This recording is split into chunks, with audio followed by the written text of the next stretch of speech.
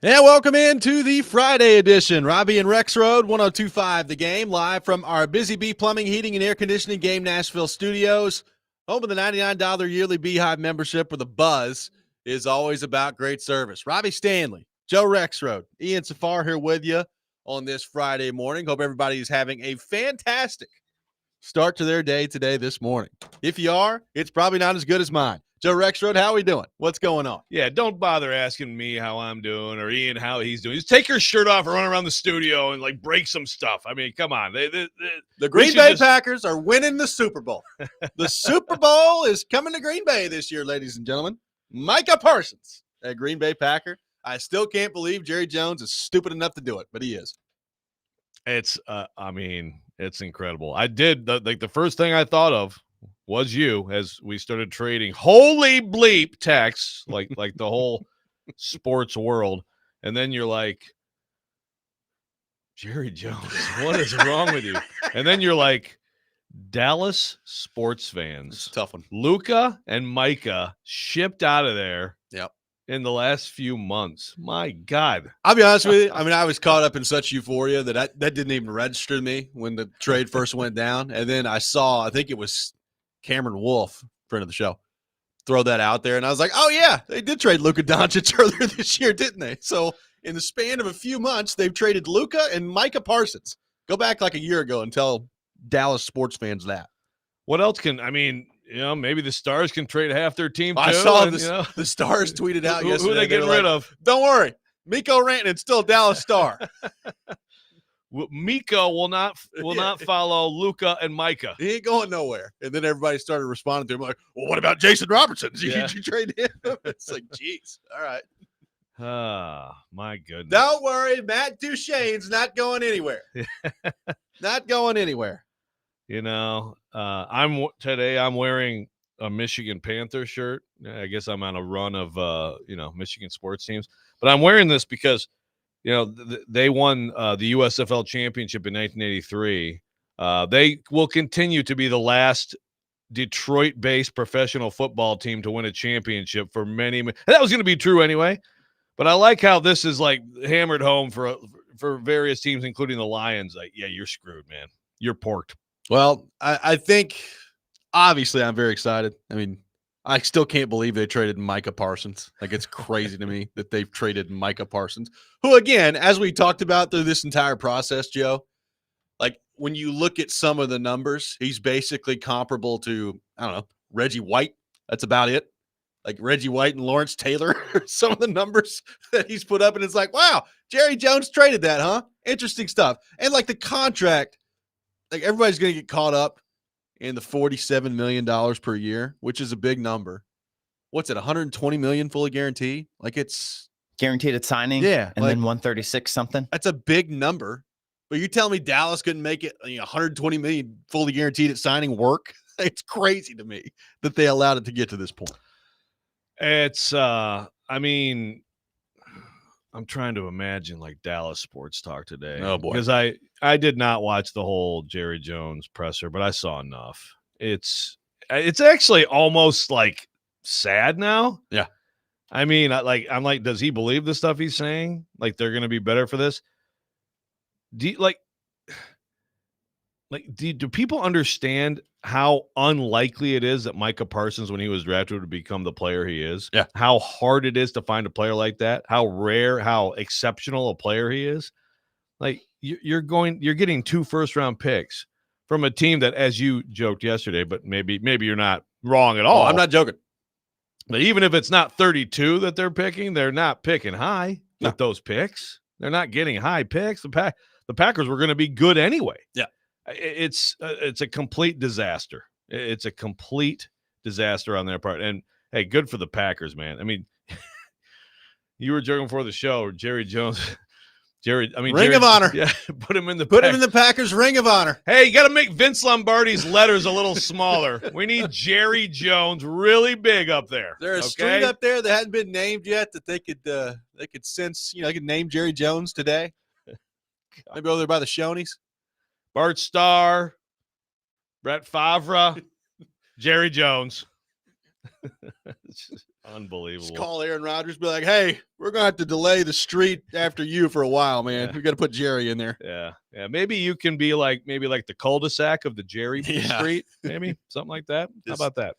I mean, look, I said it to you before the show. The Packers were the youngest team in the NFL before this trade, and they shipped out 30-year-old Kenny Clark and have now brought in 26-year-old Micah Parsons. So they've gotten even younger in this trade. And look, in all seriousness, like they have opened a Super Bowl window here for the next few years. Like they've got a really young wide receiver core.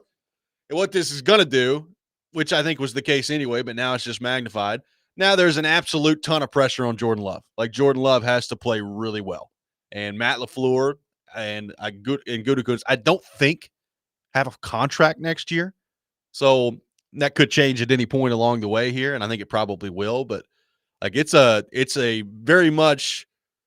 I mean, how many teams just throw 2 first-round picks away, even though you're expecting them to be later? It's like you better win. Like this is a total win now move with a very young roster, and yeah, it's the type of team that can absorb something like that because of how young they are and how much draft capital they've already invested.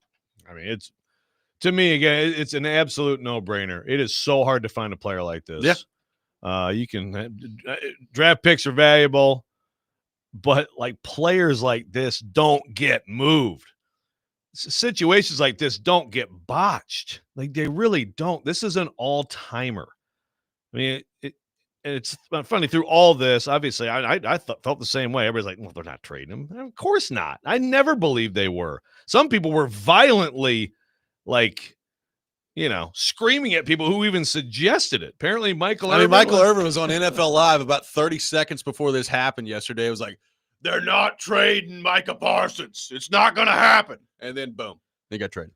That is truly amazing. It was awesome. Like the Cowboys. Good job, Cowboys. I mean, you extended, you had these situations and you figured it out with Dak. You figured it out with CD, a great player. You don't figure it out with Micah Parsons? Oh, I mean, it's just amazing. So good for you, and you should be ecstatic. I am. But it is it's like the misery on the, and I don't mind Dallas Cowboys fans being miserable. Sorry, Chase McCabe. Have you and Chase talked? Oh, we've talked. Yes. Yeah. He is not very happy. Yeah. I mean, Chase will, take things in stride, but I could even see him having a rage fit about this one. No, he was pretty upset. Good God. Pretty upset. It's so bad. Pretty upset. And now, in all seriousness, looking at the NFC, what does this do? Because, Philadelphia clearly is the best team, right? I mean, they just won the Super Bowl. They got their guys coming back.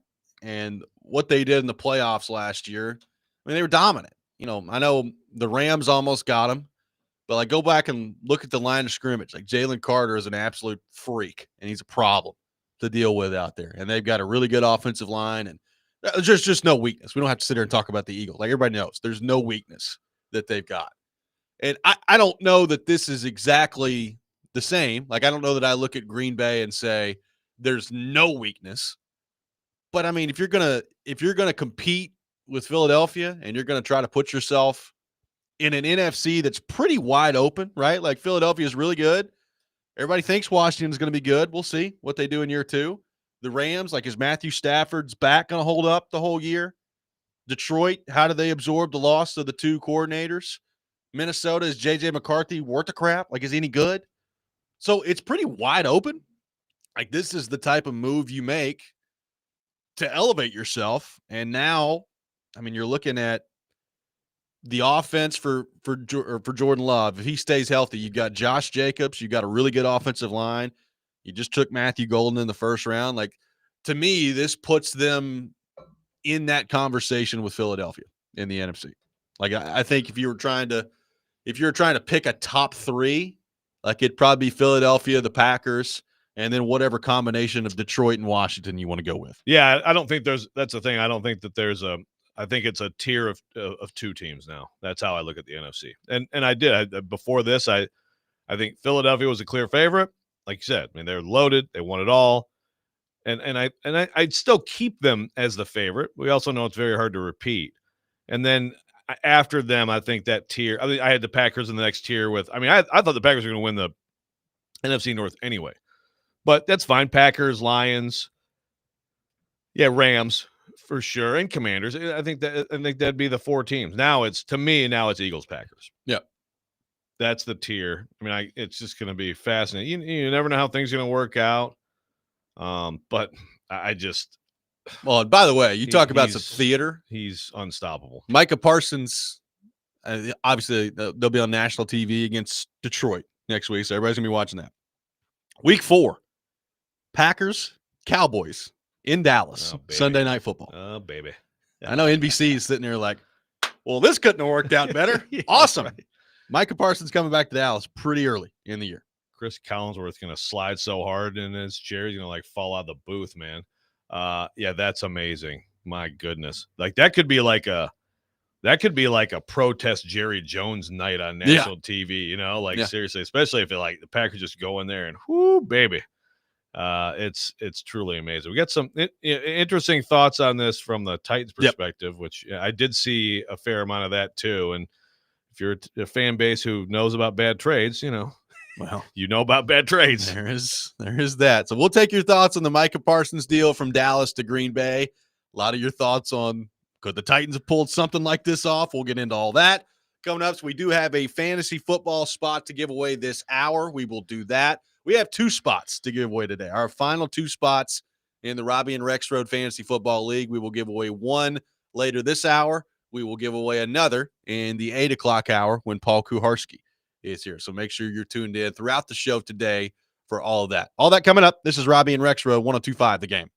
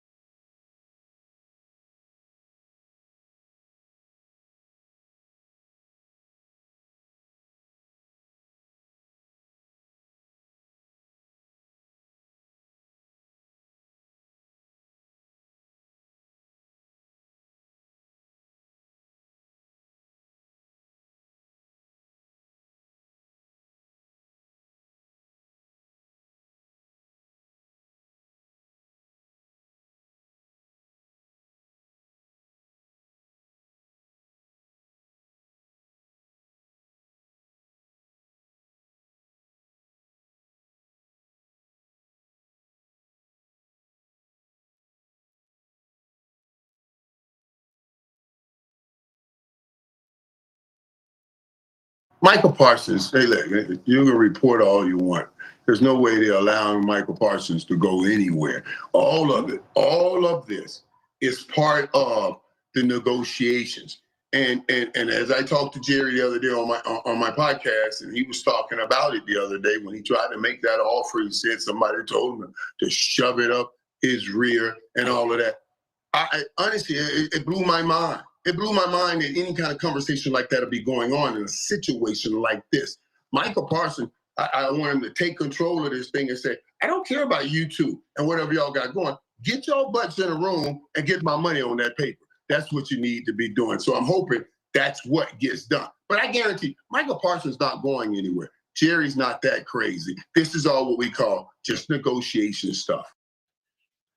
That's Michael Irvin. Good call. About 25 seconds before Micah Parsons was traded from Dallas to the Green Bay Packers. Oh, I don't know that could have worked out more swimmingly. Micah Parsons is now a Green Bay Packer. It actually happened. The Dallas Cowboys actually did it. And Jerry Jones actually apparently thinks it's a good idea. Taking your thoughts at 615-737-1025, our phone number. I did not think I'd come in. I thought we'd come in today. It's like we should just have a parade for Robby. Yeah. And you absolutely, this is a day that you should you just do whatever you want, man. Yeah, man. I cannot believe that we have takes that I've seen already on this show. For example, Chip from Mount Juliet. Can I read this? Sure. Lifelong Packer fan, shareholder too. He's in on this. Not sure how I feel about the trade and compensation. They are not close to elite, need more depth and playmakers.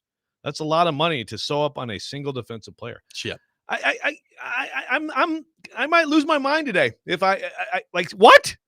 Chip. What? Come on, man. I think what I've noticed in this conversation, I don't think people quite realize how good Micah Parsons They is. obviously don't. I don't think, again, Everybody watches the Cowboys, don't they? this is not, we're not trying to be hyperbolic here. Like, the numbers tell you at this point in his career that he's basically been Reggie White. Like, that's what they tell you. But he is better than the numbers. Right. Watch him play. Now, here's a stat okay. Oh, did I lose this guy? All right. I apologize for not having the credit here, but this guy writes for like a Dallas Cowboys website, DLLS Cowboys. If you're a Cowboys fan, you know who he is. I mean, he's got a huge following. So he writes one of the Cowboys websites. He tweeted this out. Since Micah Parsons became a Dallas Cowboy, they are, according to this person who I can't credit because I lost him on my phone. They are number 1 in the NFL in defense on plays in which he's on the field and number 32 in plays in which he's not on the field. I don't know how you could possibly watch him play, understand the production, and as a Packer fan, not be absolutely like over the moon about this. You know, Ed's saying on the YouTube check, if the Pack don't win it all, is this still a win, Joe? And your eyes, well, look, we'll see if they win it all. If they don't win it all, my guess is it's probably not because of him. It's probably because, Jordan Love doesn't quite get I mean, you're still going to need to be great. He needs there. to play really well. Yeah, like to win it all, you're still going to need more than Micah Parsons, obviously, right? But is this a win? I mean, yeah. We could look back in retrospect and maybe he gets hurt or whatever, things that we can't. But right now, how could anyone of any sort of sound mind not declare this an overwhelming win and one of the worst trades in NFL history by the Cowboys and one of the best by the Packers? That's what it is. Well, I saw, Chase threw this out there yesterday, and I'll admit I did start thinking about this immediately. Like, what trade is worse? And again, we have the benefit on the A.J. Brown's part of this of hindsight, because you can look and see what A.J. Brown has done in Philadelphia and the fact that they've won a Super Bowl and they've been to another Super Bowl. So I realize it's not the same. Right. But I will say, I mean, the day after they traded A.J. Brown, we had a show the next day, and you were losing your mind the entire show about how stupid it was. Yeah. And it does feel pretty similar from that standpoint. Yeah. No, I mean, I wrote a column in The Athletic about how it's like a disastrous, and then we sat here and cried. I mean, I cried about it or just screamed about it or whatever. Then we got to the afternoon. I was like, I think it makes sense. But anyway, no, it is. I mean, I think this is worse. Like in the moment, I think this is worse. A.J. Brown's a great player, and we don't need to revisit all that. That was bad, right? Yes. Micah Parsons, guys. Like, again, anybody like Brandon, who we love on the YouTube chat for his constant, especially for his consistent rips of Tennessee offensive line development, says Dallas will turn those 2 picks into 2 all-pro offensive linemen. Parsons no-shows consistently when it matters most. Good riddance. You can't possibly seriously mean that. So I'm assuming Brandon's a Dallas Cowboys fan? I guess. If you're a Dallas Cowboys fan, stop being a Dallas Cowboys fan right now. Stop it. Brandon, you can't possibly believe what you just said there. There's no way you think that. As most people have a lot of people have pointed out, go back and watch that Jerry Jones press conference yesterday. Oh, and the amount of times that he referred to Micah Parsons as Michael, like it's unbelievable. It's like, Jerry, do you not know what his name is? Like it was Stephen Jones at one point was like Micah. It's like Jerry, Micah. It's Micah Parsons. Maybe this is a little bit of insight as to why you couldn't get a deal done if you don't know what his name is. Micah.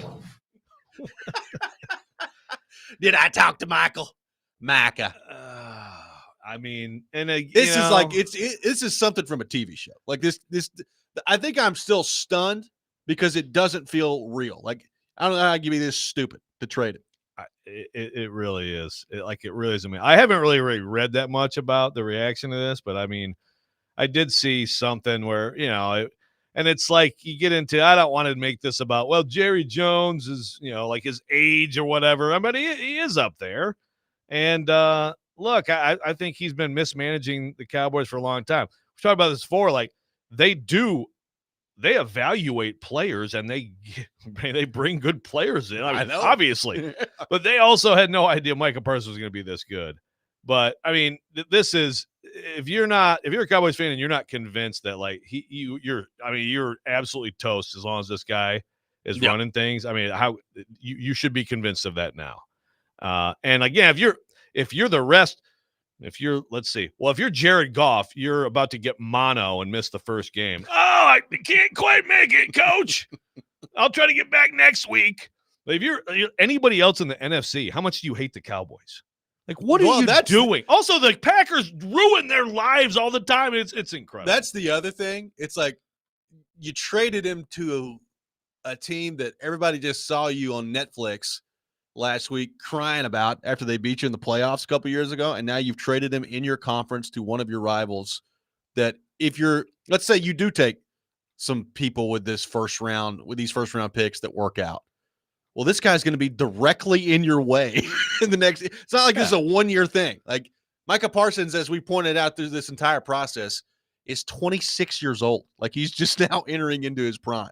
Like he's not going anywhere anytime soon, and he's going to be directly in your way for the next 5, 6, 7 years. Right. I mean, if you're going to do this, I would, obviously you think about like, don't do it in your division, but I would also say like, if you're going to do this, if you've gotten to the point of no return, you have to do it with an AFC team, right? Yeah. Jerry Jones win GM of the year. God. I mean, Packers win the Super Bowl. They invite Jerry to the parade. That's a good question. Big Grand Marshal.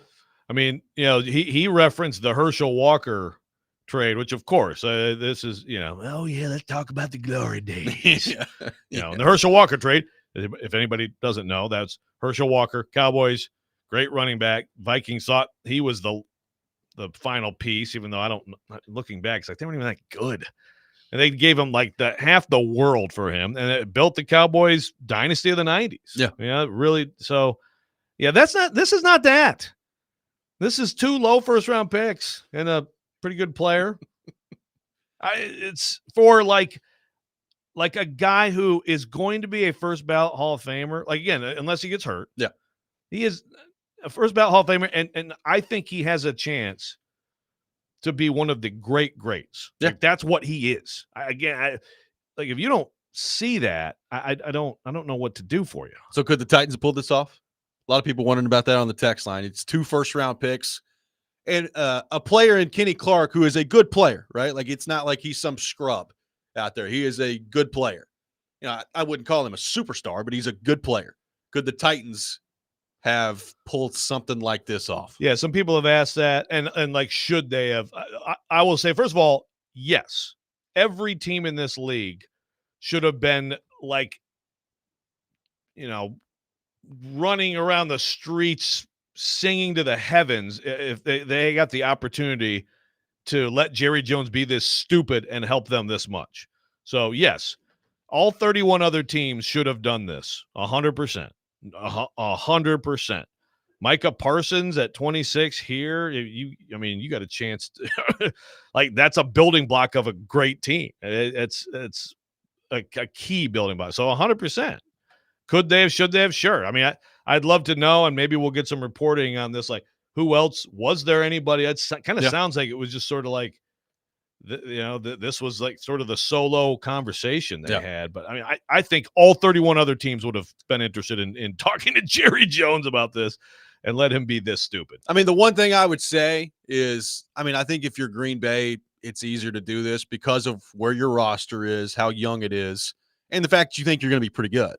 Like, if you're the Titans, you are talking about, if you gave up 2 first-round picks, probably pretty high first-round picks there. I mean, unless Parsons came in and was just unbelievable, and that was in concert with Cam Ward being unbelievable at the same time, and you were way better than people thought. But, like, if you're the Packers, you look at it and you say, this dude is the missing piece for us competing for a championship, and I don't think the Titans would have viewed it that way. Sorry, no, they wouldn't have. But again, you got the runway with him. He's a piece. He's a piece of if you can do anything else good of a championship. 615-737-1025, our phone number. A lot more of your thoughts to get to on the Micah Parsons trade. We will do that. We will get into some comments from Mike Borgonzi from yesterday as well, plus another spot in the Robby and Rexrode Fantasy Football League to give away this hour. All that coming up. Robby and Rexrode, 1025 The Game.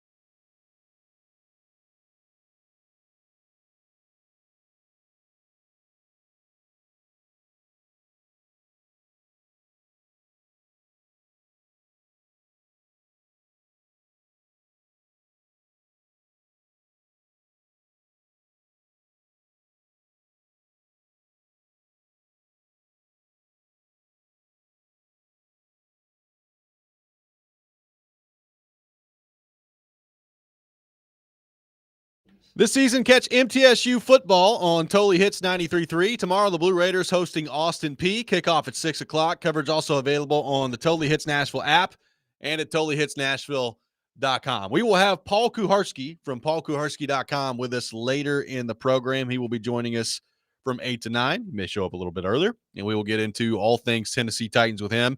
The first edition of Pigskin Pick'em of the season, which will normally be on Fridays at 8:30.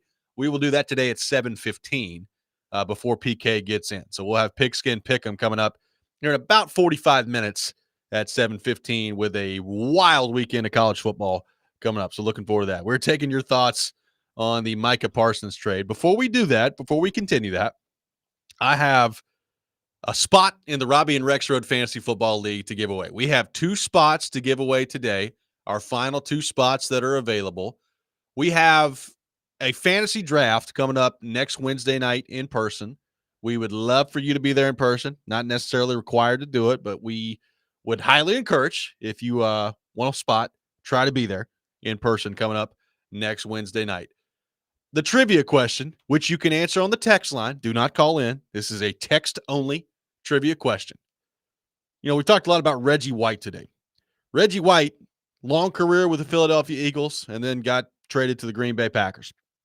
And before he retired in 1999, he did not play in 1999. He actually ended up coming back after he retired and played in 2000 for the Carolina Panthers at age 39 and had 5.5 sacks, which is still unbelievable at age 39 to do that.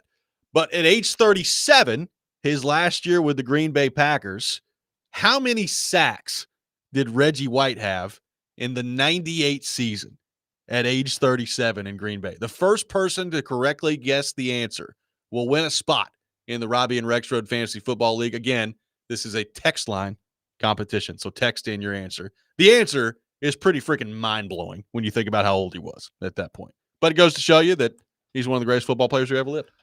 He is. He absolutely is. He should be when people talk about and some people will just stick with quarterbacks, talk about Brady or whoever. I think a lot of people I would probably say LT, who's the best football player ever, but man, Reggie White should be. Anytime that is brought up, Reggie White should be discussed. He was incredible. Congratulations. It's already over. Oh. Matt from Fairview, the winner. Good job, 16, Matt. The correct answer. We had a lot of guesses coming in, several of which are not correct. But Matt from Fairview, the winner. 16 sacks for Reggie White in 1998 at age 37. It's unbelievable. That is 16 sacks. No, the guy was. We were talking about this off air, but it's like I not old enough to remember watching him at Tennessee. What did he do in the SEC in the early 80s? I do remember him with the Memphis Showboats of the USFL, which was a lot of great players from college were going, but that also takes years away of production from him from the NFL. Yeah. So, what did he do in the SEC, man? Pretty incredible. Let's head to our 102.5 The Game phone line, driven by WilsonCountyHyundai.com. Welcome in Jared in Spring Hill to the program. Jared, good morning. Thank you for calling in. Hey, happy Festivus to you, Robby, on this trade, man. What a day for you. But I think we have to speak to the Titans fans.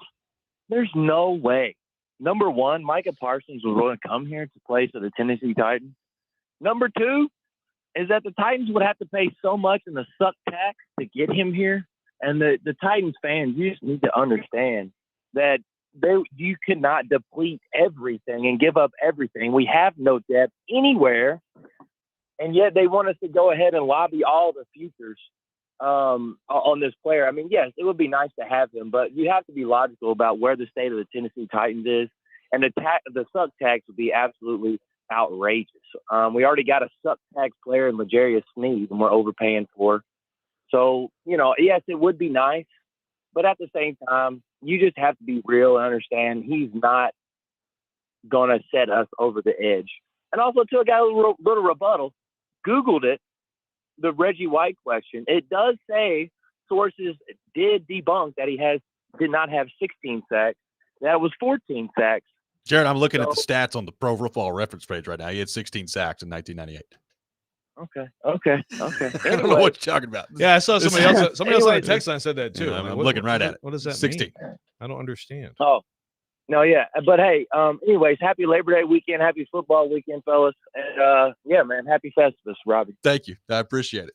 I mean, look, as far as the Micah Parsons coming here is concerned, It's a trade. it would be a trade. And look, I think it, I mean, wasn't there a report that I guess they were down in Atlanta and somebody was yelling at him about, like, hey, come to the Falcons. He was like, tell him to give me a call. He's just yelling to the fan. He's like, tell him to give a call to Jerry. Like, I don't know that in the end he was too picky about where he was going to end up. Yeah, I mean, they would. I'm sure the money would have been about the same as it is now. It's not like it's like, oh no, his agent's got to. Nope, sorry, we got to go more than the highest paid non-quarterback in NFL history because you stink right now. It's a trade. Now, I hear what you're saying about giving up futures. You're not in a position. I'm just saying, look, if you have that player at 26, you can't do. Give me those 2 picks and tell me what you're going to get. Are you going to get in 2 players something that equates to that player at age 26? I'll bet you aren't. I'd be I'll pretty bet difficult. you aren't. Pretty difficult. And that's the whole thing. Like that is a foundational player for the duration of a typical NFL contract. A great foundational player for you. Like, so again, I think every single franchise in this league would have happily tried to do this. Yeah. I mean, I am interested to see in the reporting of this if it ever comes out like exactly how many teams were interested. I mean, look, the one thing I'll say about Jerry, like if he wants to air that out, he will, right? Like this is exactly how many teams were interested and the Packers gave us the best offer. Like I'm sure, I don't know if it'll all be truthful, but that we had a lot of teams calling us about Michael. Michael was really in demand around the league, and that's just the one we did, the Packers. Well, like Jabari is bringing up on the YouTube chat, and we've talked a little bit about that. Like, if you're Jerry Jones, so I want to deal with a team like the Titans, exactly. especially like an AFC team that sucks. Okay, Now, granted, you're Oh. talking logically, and I don't know that Jerry Jones is thinking logically. well, anymore. sure, right? I mean, it goes along with everything else, but it's like, the market, if it was truly opened up, like, let's go, we're open for business. Apparently, according to some of the reporting, this was the decision was made earlier this week, which kind of speaks to some of those rumors that were flying around, right? And then it was just about waiting for the negotiation of the contract. If you truly open this up, I think you would have gotten. I think there are teams that would have been talking about 3 first-round picks for him. I really do. And again, you can trade with a team that's not good, so you'll get high first-round picks. You're trading with a team that's already good in your conference. Yeah. I mean, it's like the depths of stupidity here. Like the layers are truly amazing. What an onion of stupidity. It is an onion of stupidity. And again, like, Ed keeps talking on the YouTube chat about the Packers and the window to win. Is it a failure if they don't win this year? No, because he's still there. Right? He's got, he's 26. How long is Micah Parsons going to be an elite player? I don't know the answer to that. I mean, look, that's the thing about the NFL. There could be an injury that comes along at any moment that totally changes this entire conversation and the equation. But based on the information that we have and what we know to this point, if he is anything close to what he's been in his career to this point, I mean, you're talking about a guy that could be a really, really, really effective player for the next, I don't know, half dozen years at least. Yeah, look, of course, as a Packers fan, you expect a championship, right? Like you expect that in the next few years, the Packers are going to win a championship. Correct. If they don't, you'll be disappointed. Correct. But that doesn't mean you're going to then go back again and say, yeah, that trade, man. If we had those first-round cool picks. Yeah, I like if there's a Bears fan who texted on here is like, I'm still good with the Khalil Mack trade. Like they didn't do anything, but that trade still, he was a great player for them. I mean, it's one player. It's a huge investment in both draft and money, but I just look, if they don't win it all, and certainly that's possible. again, I don't think it's going to be because, wow, man, Nicholas Petit Frere is just one-on-one blocking Micah Parsons. He can't do anything in this game. Somebody asking about the Packers defense, like what does this do for them? Like how good are they already? I mean, they're a top 5 defense in takeaways last year. They were pretty good on the defensive side of the ball. Now I wouldn't call them elite, but they were pretty good on the defensive side of the ball. And now you've got Parsons rushing the passer. Like really the one part of their Rashawn team. Gary is a beast. Rashawn Gary, if he's healthy, is a beast. You got Lucas Van Ness, who they took in the first round a couple years ago at edge rusher as well.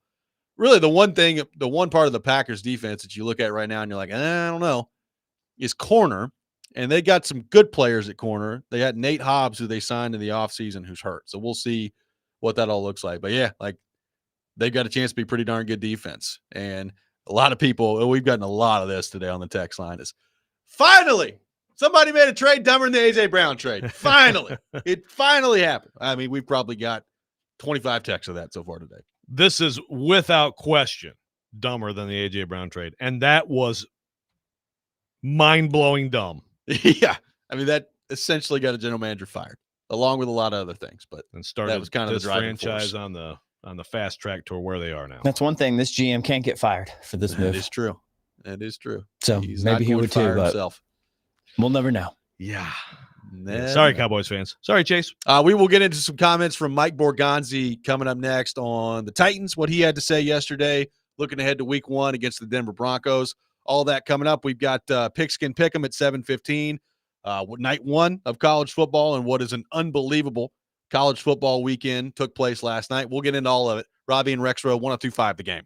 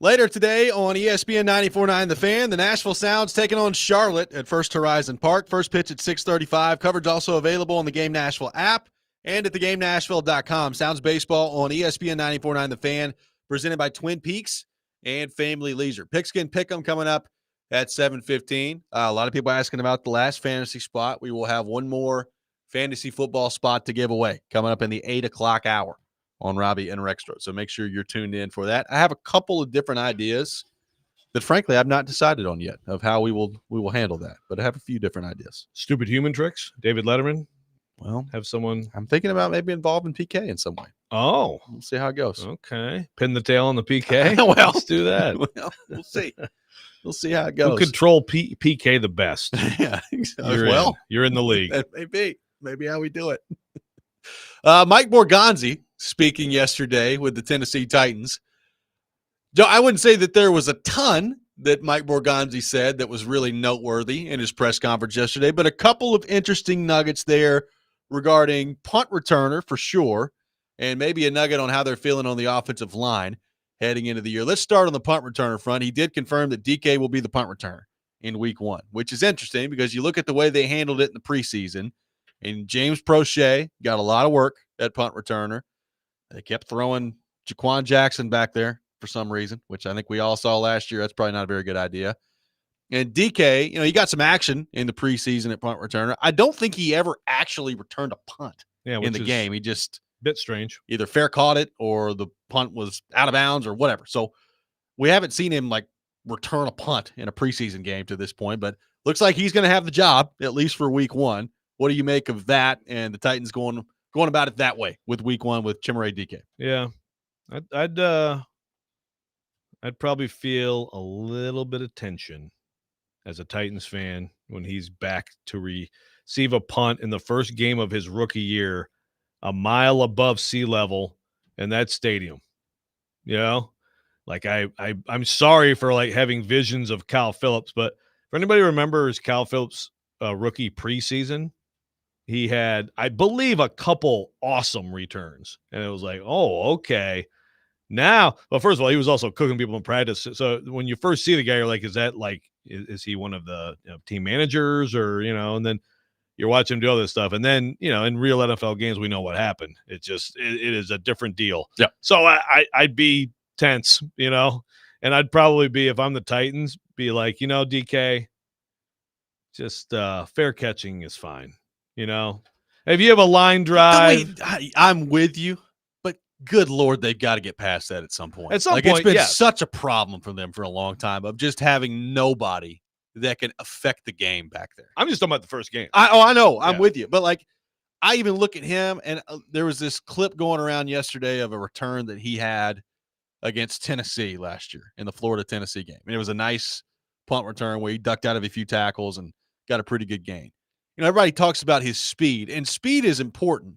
But, you got to get on a punt return. I think punt returning and kickoff returning are two very different things. Yep. It's way easier to get your speed built up on the kick return. It's a harder thing to do. It's basically about short area quickness on punt return. And does he have that at the NFL level? We'll right. see. And if you can make people miss quickly and then accelerate quick. Right. With a kickoff return, again, we don't even see that many of them anymore that matter, but that is, you are downhill. And then it's just, frankly, it's a lot easier. Yeah. Right. I mean, punt returning is a lot harder. So, it seems like, if you were going to, it would be interesting to talk to PK about this. If there was a game where you were going to be able to work in Prochet, this would be one of them. You would think, so, yeah. But yeah, long term, you definitely hope that DK can be a productive guy, but you have to be a reliable guy first. Yeah, I am. That's going to be something that in week 1 you hope is really not that big a deal. You hope you get through the end of the game and you're not talking that much about punt return unless it's something that's really positive for you. I don't know when the last time the Titans have had a punt return that's been very positive for them. It's basically been, hey, can you hold on to the ball? Great, get out there and catch the punt. That's awesome. But it would be nice at some point for them to have somebody back there that could field the punt and actually be a threat. I'm not even saying you got to break 3 touchdowns a year or anything like that, but move the ball forward. Get the ball going 10 yards, 5 yards, 15. I mean, dare I say 15 yards on a punt return. I know that's crazy, but can we get that at some point here with the Titans? Yeah. It drives me nuts. Yeah, it's been pretty barren, no doubt about it. Again, Kyle Phillips, I believe, would have if you could count on him to catch it, he would have had some nice returns. Yeah. Yeah, he really Problem is would the have. catching it was a big problem. Yeah, so get that figured out first. But that and yeah, look, I do think that also out of yesterday there wasn't a lot. And the Titans having one media thing the entire week. It's been light this week. I've never seen that before, honestly. And I wonder if that becomes a little bit, and I don't know what other teams are doing, but I wonder if that becomes a little bit more than normal. It's like basically NFL just goes away. It's fine. College football, we had a nice night last night. But the other thing is I do have to think that Cushenberry, based on everything we're hearing and seeing, is going to start that opener at center, which is I definitely would not have predicted that a few weeks ago. Well, and look, it's great because, I wondered in the offseason, I mean, you're talking about an offensive lineman coming off a torn Achilles.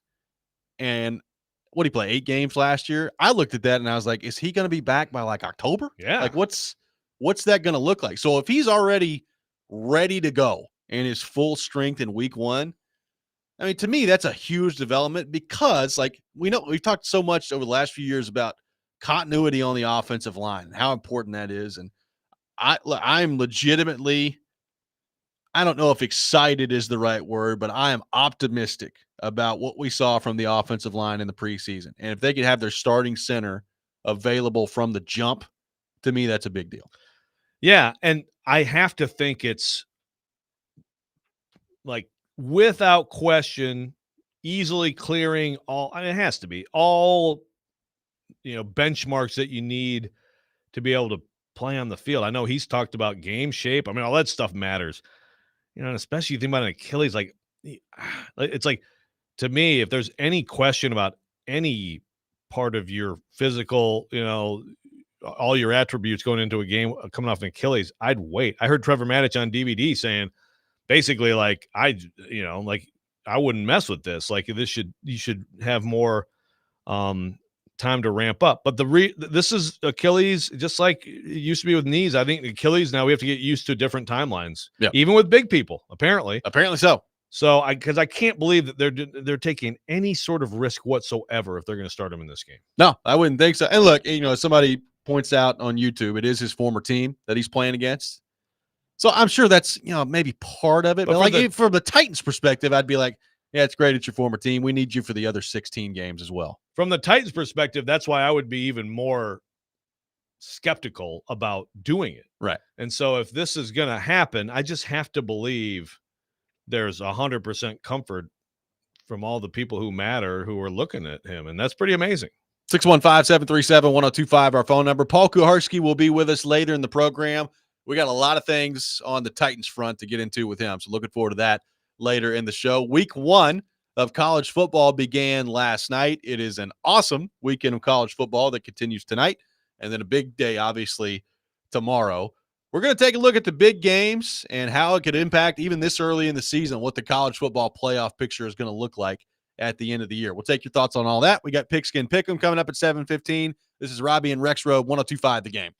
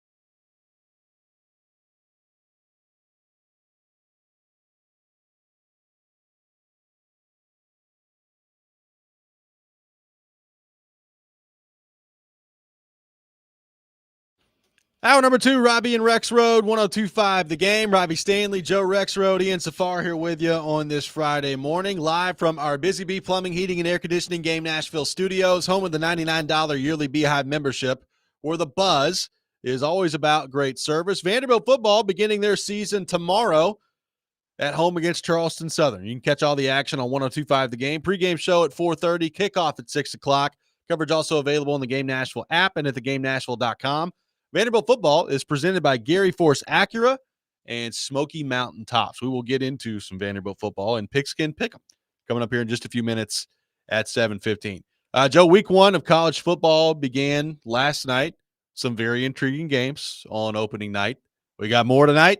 We got a beautiful day coming up on Saturday, college football. So first off, shout out to Alex Golish in South Florida for just totally dismantling Boise State last night. That was interesting to watch. Pretty good stuff out there from Golish. Pretty good. I tell you what, Alex Golish, he's 2 7-6 seasons at South Florida, done pretty impressive work, so far. Last year there was talk early last year. And if anybody remembers the South Florida at Alabama game, they were right there, and then it got away, and the score looked bad. Like for 3 quarters of that game, they're right there to win at Alabama.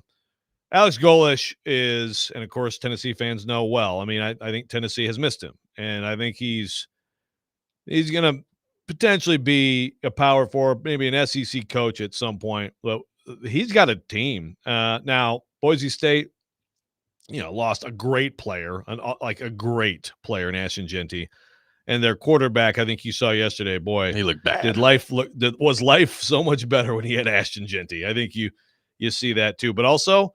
South Florida has guys flying around on defense, and, their quarterback is not perfect, but when they get him going downhill with the QB run game, I mean, he is he's something. They have Chaz Nimrod, Byron Brown, their quarterback, and he threw 16 for 24 for 210, by the way.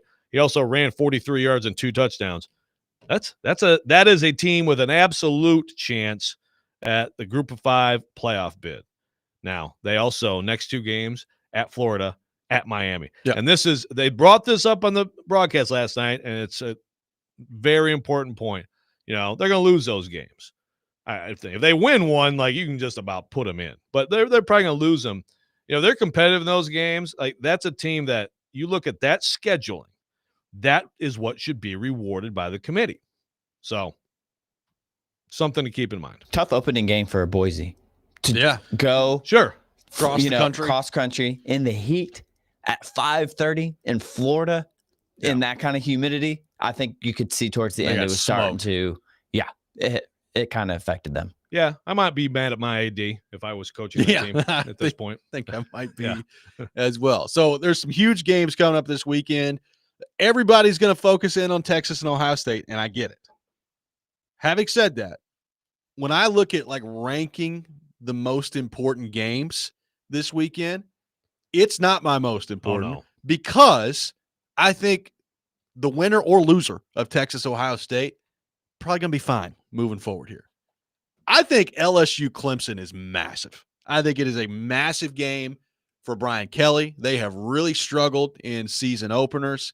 There's all this hype around Clemson and about how they're back. And they've got people left and right picking them to win a national championship this year. And if they start off and they just get smoked by LSU, that's a tough deal for them. I think that game, and there's a few you could choose from here this weekend. I think that game is the most important. You could throw Notre Dame, Miami in there.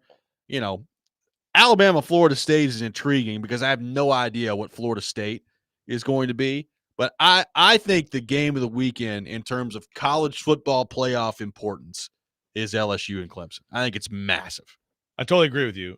So a couple of things on that. First of all, this is where I think you and I differ on liking the playoff, the expanded playoff, and things like that. I agree. I think Texas and Ohio State, both of them now, they have other games, and we'll see what happens. But the loser of that game, that's a good game. You're going to knock Texas for going to play at Ohio State. I'm applauding them. These are the games we want to see. I still am really excited about it though, right? Oh, I am too. So yeah, that's yeah. the thing. So that's why I like it, because like I still think it's huge. And again, this does get into where it's more like the NFL now, right? Where like we get excited about whatever NFL matchups in week 1, and we know there's a long road and there's playoffs and all that. But I agree that one, the loser should be fine. LSU Clemson on both sides of it. First of all, I mean, just for LSU, I mean, it's a tough game. I mean, it's at Clemson at night, top 5 team. But, you look at their schedule and it's like, I mean, and also just the negativity around like they always lose their opener. And again, I credit them for they play good games in the opener. But then you flip it around. But that is a huge game for them. Flip it around to Clemson. Clemson loses this game at home. Like last year, obviously they were able to rally from that embarrassment against Georgia, and I think they became a different team. That happens too. But lose this game to LSU, your next ranked team is weeks away right now against SMU, and then you do get the opportunity at the end against at South Carolina, but that's it. Their schedule sucks. Yeah, I mean, there's they go to Belichick, so that we'll all be watching. But I don't know how big of a game that is. I don't know how good North Carolina's going to be. So Clemson loses this game. It's really bad for them and the ACC. I agree. And that's why I'm with you. I think this is the biggest one. I do think Notre Dame, Miami, though, also critical. Notre Dame, they have other big games, but they have a new quarterback.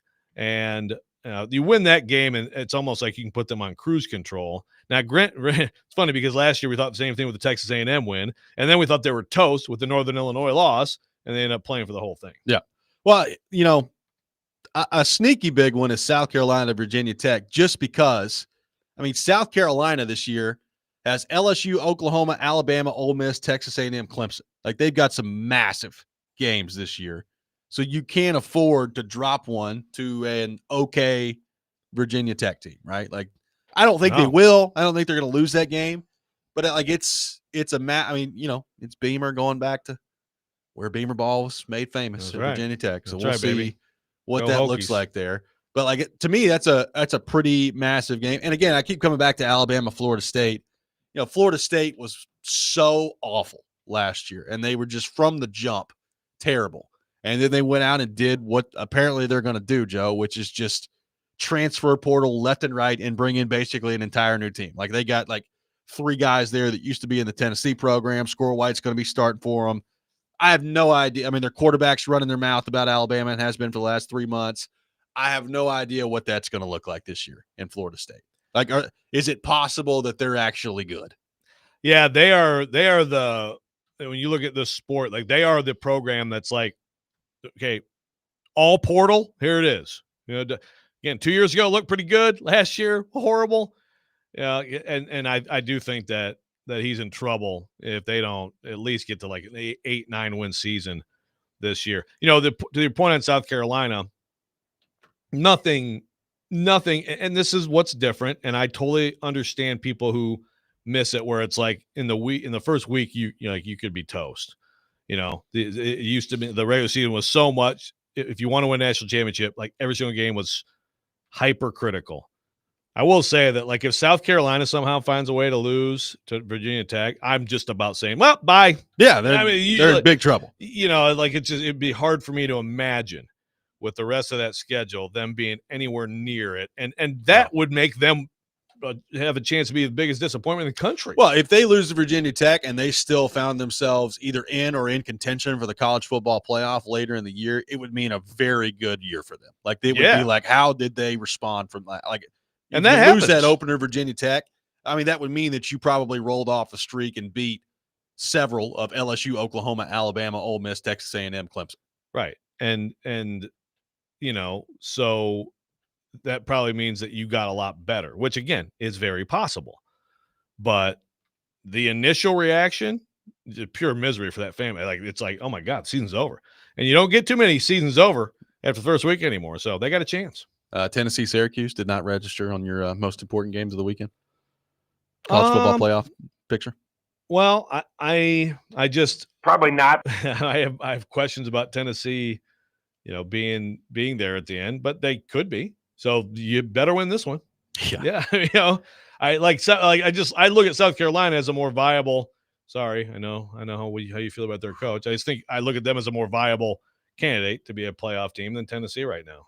Well, the rankings would agree with you. Yeah, so no, it's big. Tennessee. I mean, I don't know what to. I'm very interested in the Tennessee game. I mean, obviously Joey Aguilar just. The way this sport is now, it's like bring in a guy, get him ready. Let's go. Let's see what he's got. He threw the most picks in FBS last year. He did. A lot of picks. And they're big favorites in this game. It's very interesting. Syracuse is not dog food. We will get into that coming up next. It is time for Pigskin Pick'em. Tennessee in action this weekend. Vanderbilt in action this weekend. And we got a whole lot of good college football games coming up. We will pick those next. Robby and Rexrode, 102.5 The Game.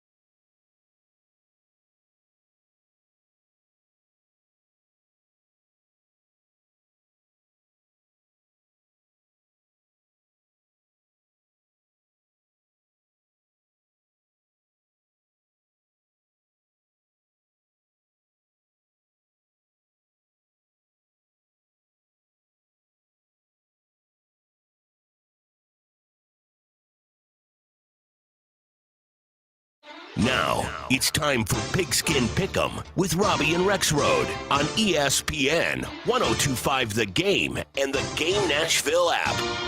It is time for the first edition of the season, Pigskin Pick'em. We got a wild weekend of college football coming up. Weekend winners, your champion in the competition. Yeah, I was just going to ask. You did win weekend winner, so we owe you hot honey pepperoni pizza, don't we? It's funny when I win, nobody ever seems to have any urgency to go get something to eat. When somebody else I'm wins, ready. we got to go the next week. I'm good. Yeah, we'll go soon, man. Nobody's got any urgency around here. It's summer, you know. It's all right. I'm in a good mood. Micah Parsons got Yeah, exactly. What do you have to complain Cowboys to the about? Packers. God, Can't believe that's real. We begin. that freaking happened. It did. We begin with Syracuse taking on Tennessee tomorrow in Atlanta. Tennessee is a 13.5-point favorite. Give me the Vols. I will take the Vols minus the 13.5. I think Tennessee's defense is just going to be way too much. Syracuse, I think, lost their quarterback and their top 4 pass catchers from last year. Now, they've hit the portal, and they've got basically an entire new offensive line that all came from the portal. So we'll see what that looks like. There's a lot of mystery about them.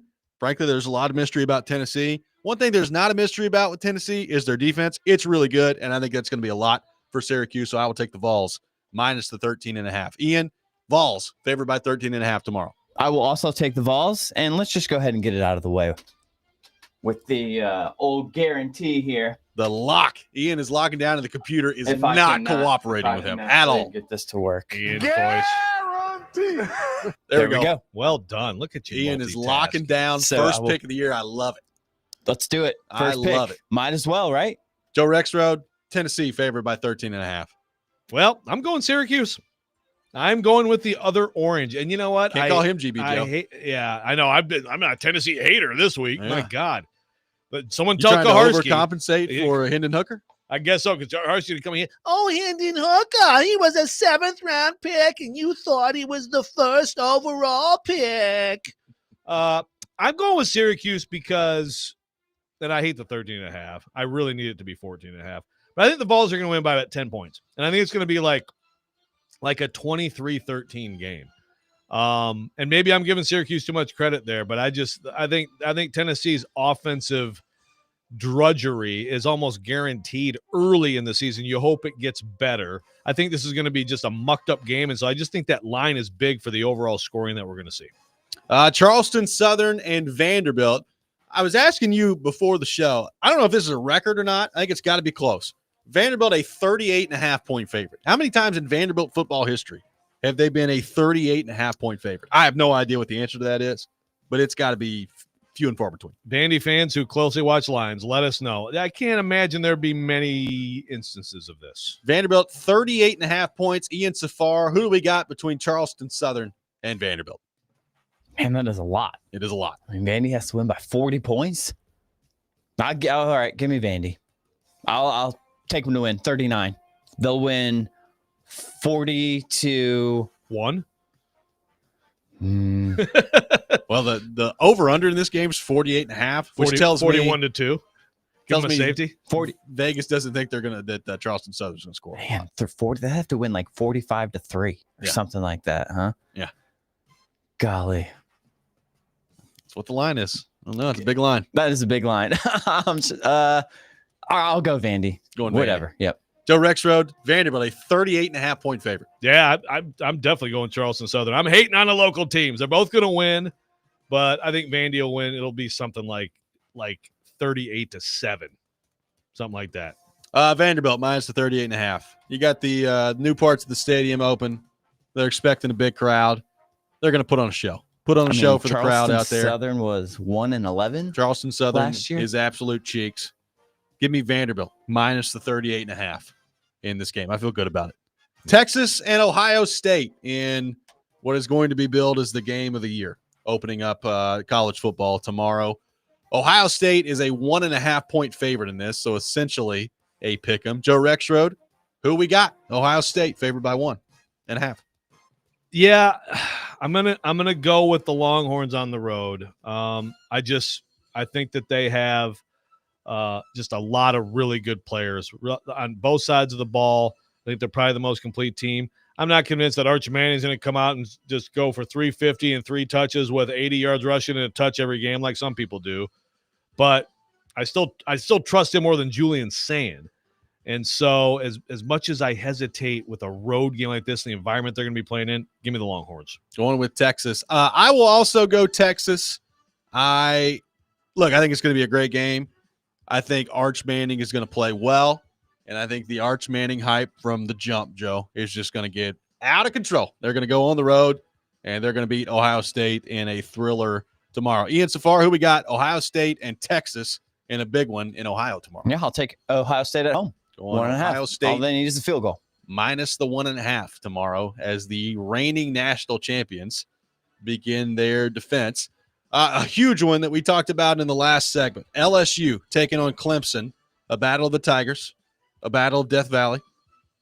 Ian Safar, who we got in that matchup? Clemson favored by 3.5. I will take Clemson. Only because I cannot root for Brian Kelly.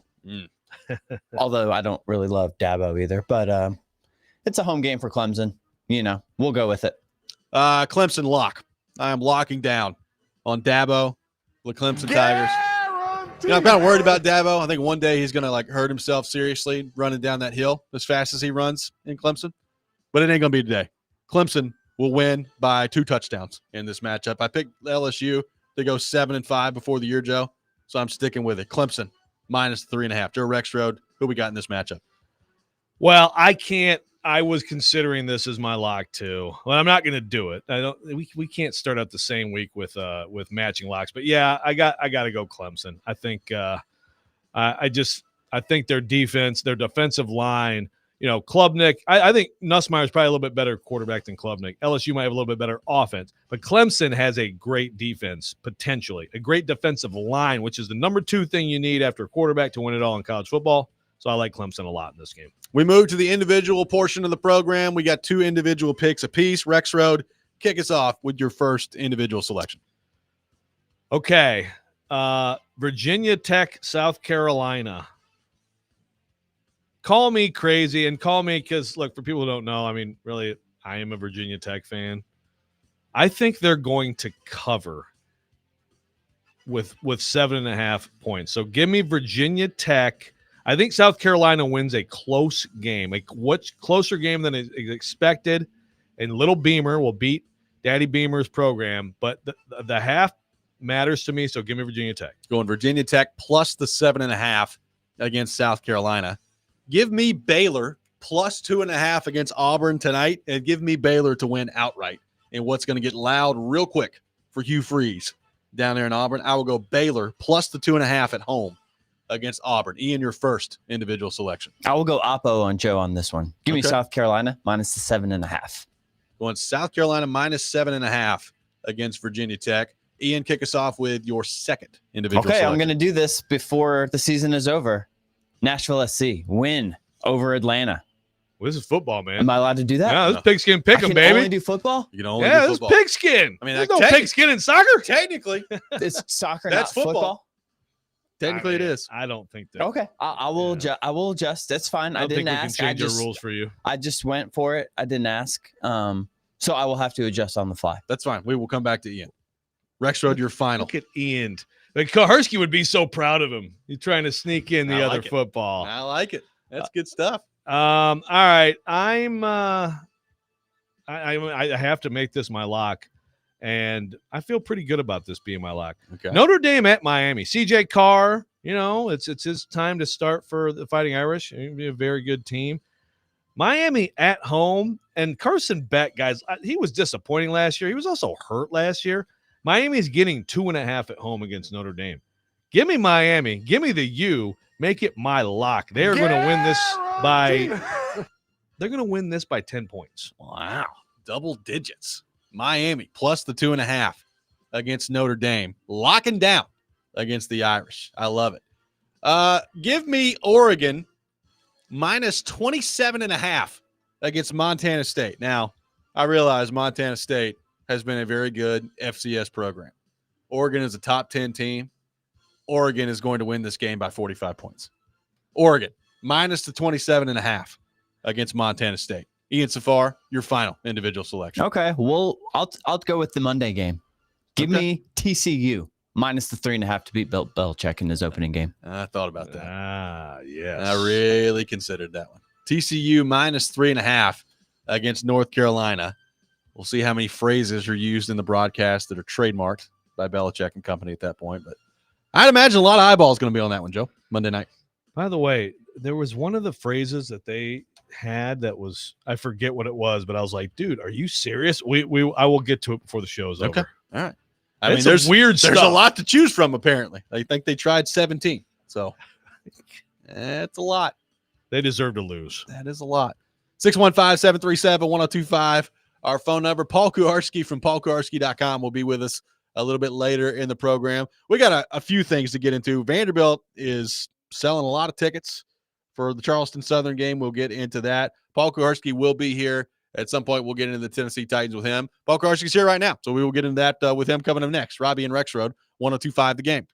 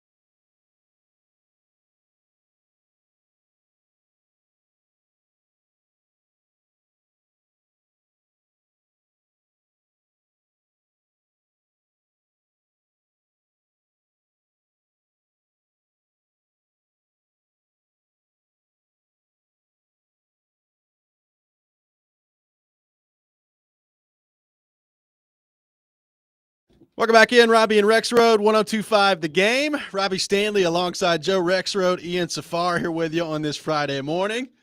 Paul Kuharsky from paulkuharsky.com is with us. I've just given PK a project that may take a couple minutes to unfurl here. Very exciting. New headphones. Now, Joe's going to be stealing these in 2 seconds. I said I'll take the new pair in the box. I presume the box had been empty for years, and it's just nobody threw it away. And it turns out it's an actual box of headphones. We got brand new headphones. And look around. We got look at these cushy new chairs at D Mace. Yeah. Just don't take that one out Did of the room. D-Mace bring in those chairs? I think so. Apparently. Because he got grief for his own chair? Studio.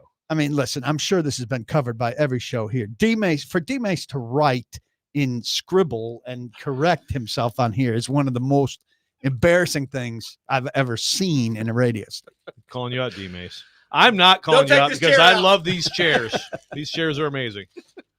You can marker on your chairs as much as you want. Okay, we've unwrapped the cord. Now we're working on the headphone We part. got the headphones that are about to go And by the in. way, this brilliant radio so far has been done by me without headphones on. That's pretty impressive. Kind of unbelievable. They're a little tight on the head.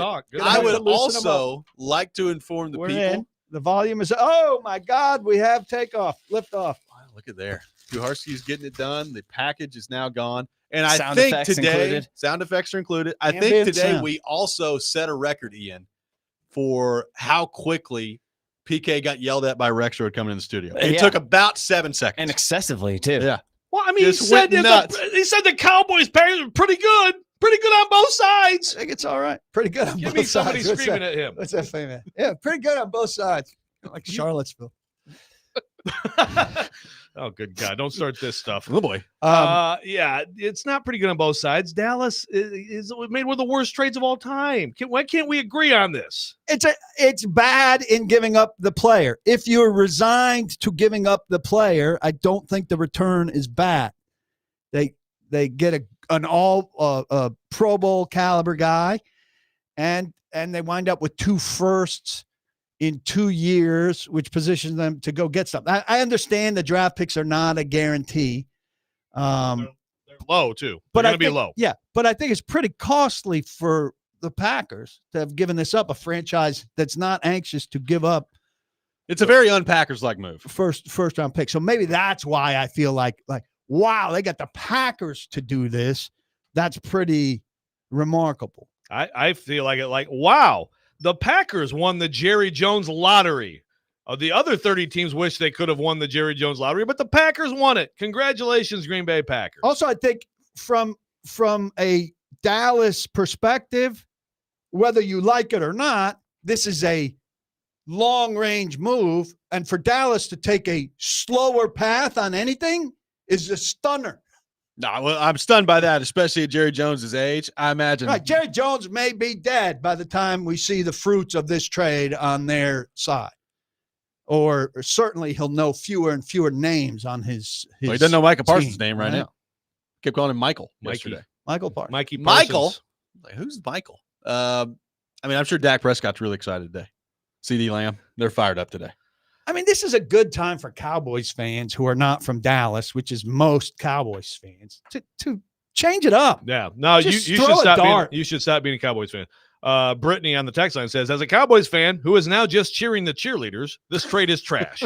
Thank you, Brittany. I think that sums it up pretty well. Just it's Stop time being a to- Cowboys fan. I'm all about allegiance to your team and stuff, but there are certain points in time, like, when Steinbrenner was at his absolute worst, I considered becoming a Royals fan. There are certain points in time when you have to consider, and I'm a New York guy, right? I lived in the region. But when you don't live in the region and you've adopted a team for absolutely no reason except that you were star chasing and ring ripping Robby right now? chasing. I have reasons. Well, he didn't have a lot of rings in his time being a Packers fan, at least. One, They right? have one. I mean, in my time being a Packers fan, I have 0. So there's Yeah. that. So here you go. But, We're about to have yeah. I think it's appropriate for, if you're a Dallas fan who is not from Texas, let's say, I'll expand it to that. I demand reconsideration today. Yeah, I mean, you shouldn't have to demand it. They should really want it. Well, You they should want need to, assistance, these people. You Come should on, you Jeff. should want to You know that. it is amazing the Cowboys fan phenomenon. If you go to any bar on a Sunday that has the NFL Sunday Ticket or like wherever everywhere. it is. Yeah. Michigan, I've seen. They're I've seen it America's all. team, for God's sake. I mean, it's like, how could there be this many of you? But why? Here? Why They're for so America's long? team. I don't know, man. People just love them. What's to love? What's lovable about the Cowboys anymore? Well, There's I mean, I think nothing left. Say a this, lot of they're people always hate interesting. them. I mean, Yeah. I've always hated them. So I mean, like a lot of people hate them, but Yeah, I've always hated 'em. they're polarizing, like your Yankees, right? I mean, there's a lot of people There are a who lot of similarities. count themselves as Yankee fans. Yeah, who I are don't want nowhere- those people. Well, but they're part of your fan base. I understand, and I have to accept it, They but I are- don't want them. they're your I've told them cohorts. time and time again, go find a team that's more geographically suited for you. So a lot of Titans fans, The big city is not for you. a lot of Titans fans wondering if the Titans should have involved themselves in this conversation with 2 first-round picks. No. I mean, to Joe's point, the Titans picks are going to be a lot better than the Packers picks. And it's just not, it doesn't fit their timing and all of that. Would they be a lot What is better it- with so- him? Absolutely, they would be a lot better with him. But then you're going to have, the timing of this roster. Yes, if you could add 4 years.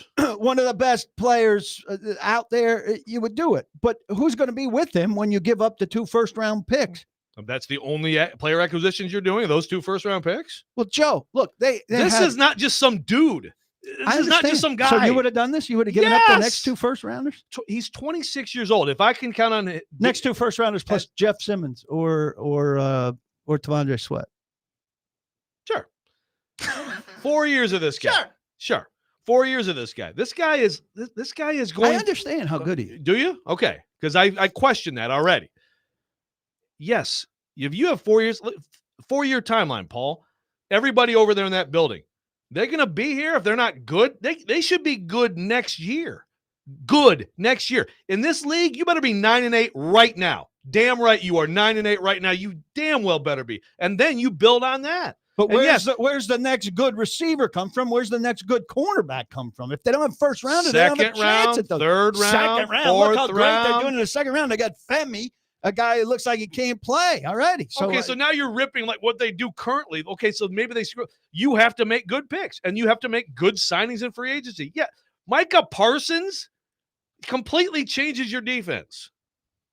I just you don't understand. You don't get it, Paul. I mean, I would have given up 2 first-round picks. Now, to the point we talked about earlier, you are talking about higher picks than what Green Bay is conceivably going to give up here. Like, So Jerry should have called Micah them. they have Parsons the in. number 1 pick next year, which they could trade because it's going to be a quarterback. Right. So they're trading it conceivably into a number 1 pick in 2027 plus other stuff. You know what a number 1 pick turns into in a trade. Sure. Yeah, I understand. That's a conceivable. It's not possible. outrageous Yeah. scenario. Now- or the number 3 pick, which they could do the same thing with. Now, I would say if you got Parsons as a part of that, hopefully you wouldn't be picking number 1 overall after that. Now, but it could still be, to your point, top 10 pick at that point, Yeah, it's a depending on how pick. good Ward is. I understand the rationale for not doing it. I do. It just, you don't like, it doesn't happen. The reason we're so shocked is because of course this doesn't happen. You get a player like this, he's so far beyond what anyone thought he was going to be. He was a good player. He was a first round pick. Yeah, Great. he took off. He's so far beyond that. But there were a lot of bad teams that decided not to do this. All the bad teams decided not. Well, to that's do this. Was Jerry out there on the phone with everybody? It sounded like I think I read at your outlet that they were like, they had a list of 15. Maybe I'm making this up. I thought I read it last night. They got it down to like Did you have a fever 15, dream? 15 teams that like could afford it and had a need at edge. And they started chipping away at that list. And this is where they got. Said, hey, let's pick the team that has crappy picks that always ruins our lives and is in the same conference. Well, as this us. is what Yeah. was interested in it. That's what I'm saying. People are reluctant to make this level of move. Yeah. Well, Right They're or dumb. wrong. they're dumb. Mark from Hendersonville says, don't worry, the Cowboys are going to be good. They got Kenneth Murray Jr. Don't worry. So everything's going to be fine. Oh, yeah. Get Kenneth call. Murray out there. Good call. 615-737-1025, our phone number. We got a lot of things on the Titans front to get into with PK. We will start that coming up next. Take your questions at 615-737-1025. Plus, later in the 8 o'clock hour, we have our final spot in the Robby and Rexrode Fantasy Yeah, am Football I League involved in this? to get away. You are I heard involved. a rumor. We will see what happens on that front. 615-737-1025. Robby and Rexrode, 1025 The Game.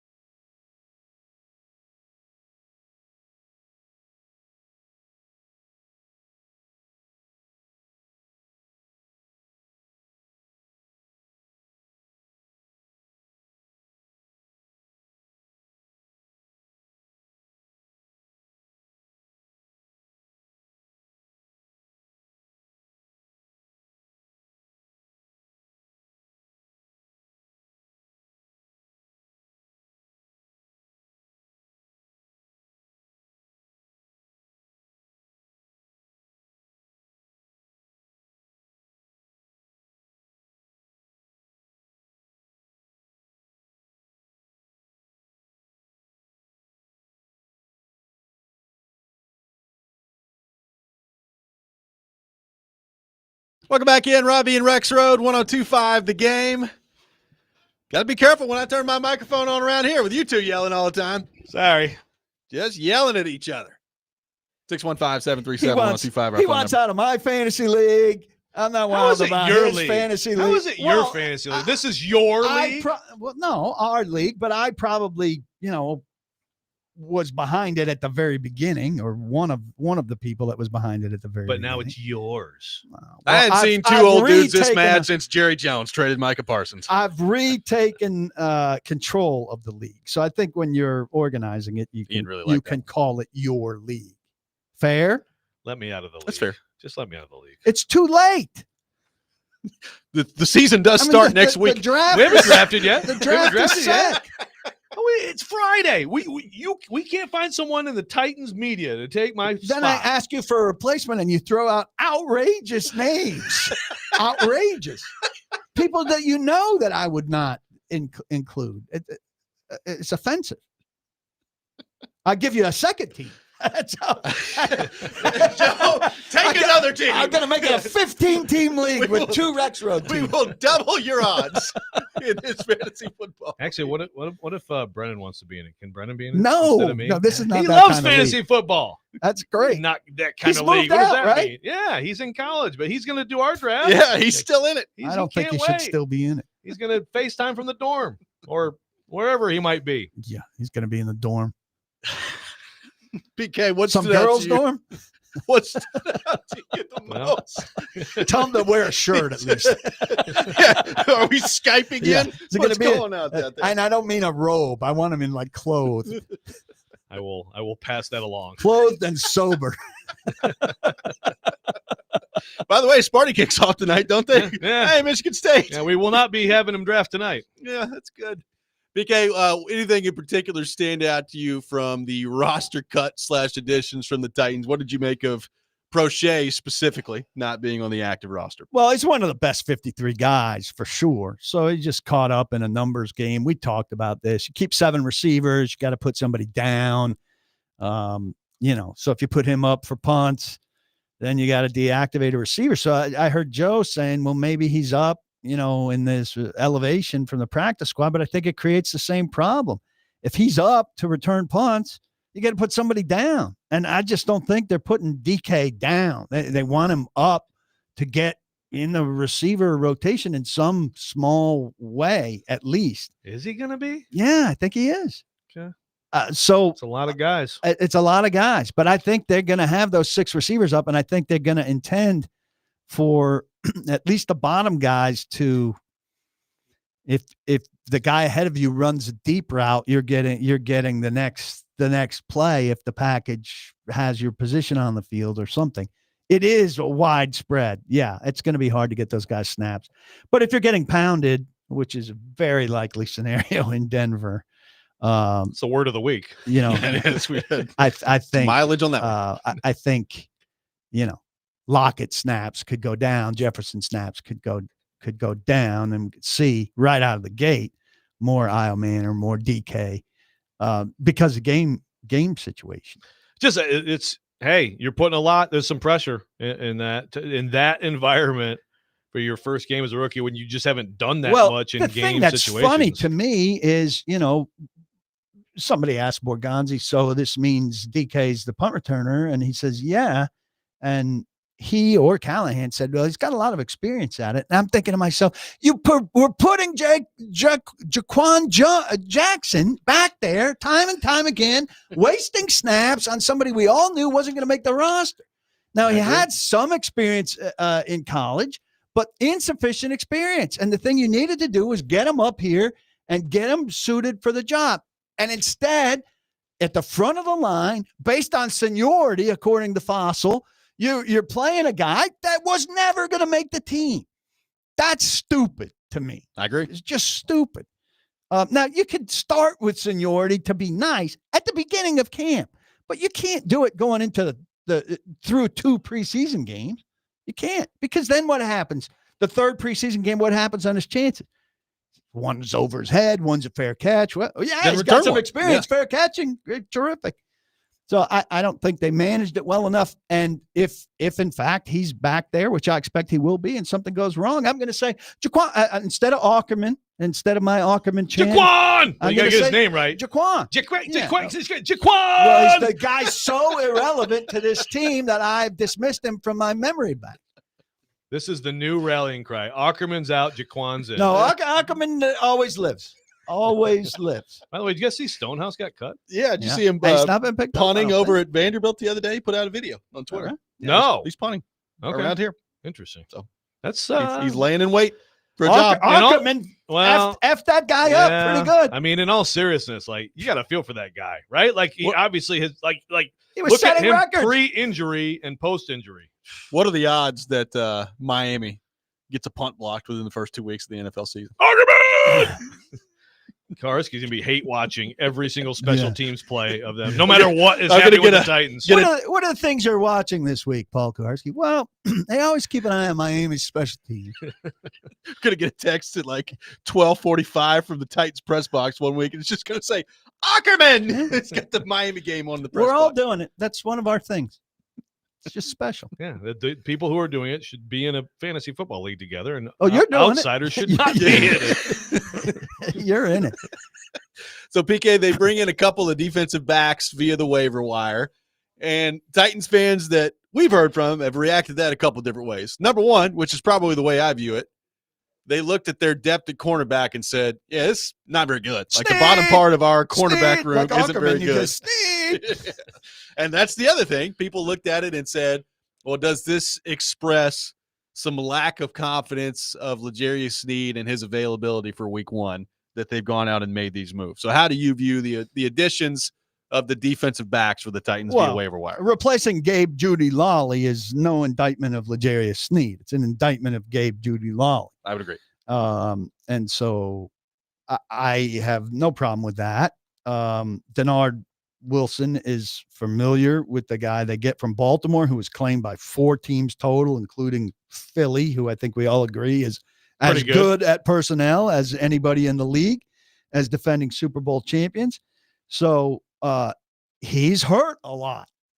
So, and that goes against what the Titans do, but they basically said, we're taking a flyer. Sometimes talent is talent. Yeah. He's a talented guy. If we can get him healthy, it'll be a value acquisition for us.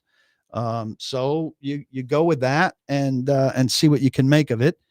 7 is a little heavy. So 7 is definitely, I think, a response to Sneed. They're not all going to be active, obviously. That they made no claims on offense. I asked Callahan straight up, how much of an indictment of what was available, how much of a we like what we have. He can't be honest there.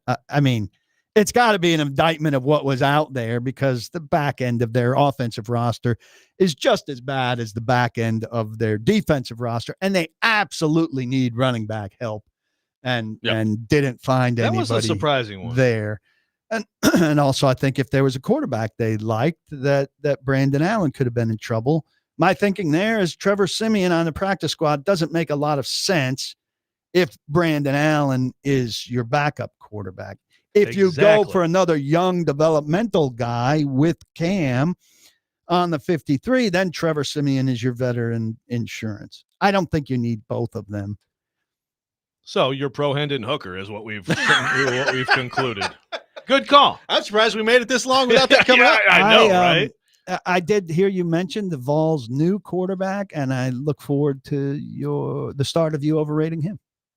Yes, I know, because, a guy who throws 58 touchdowns with 5 picks and is the Heisman front runner. What are you seeing in that?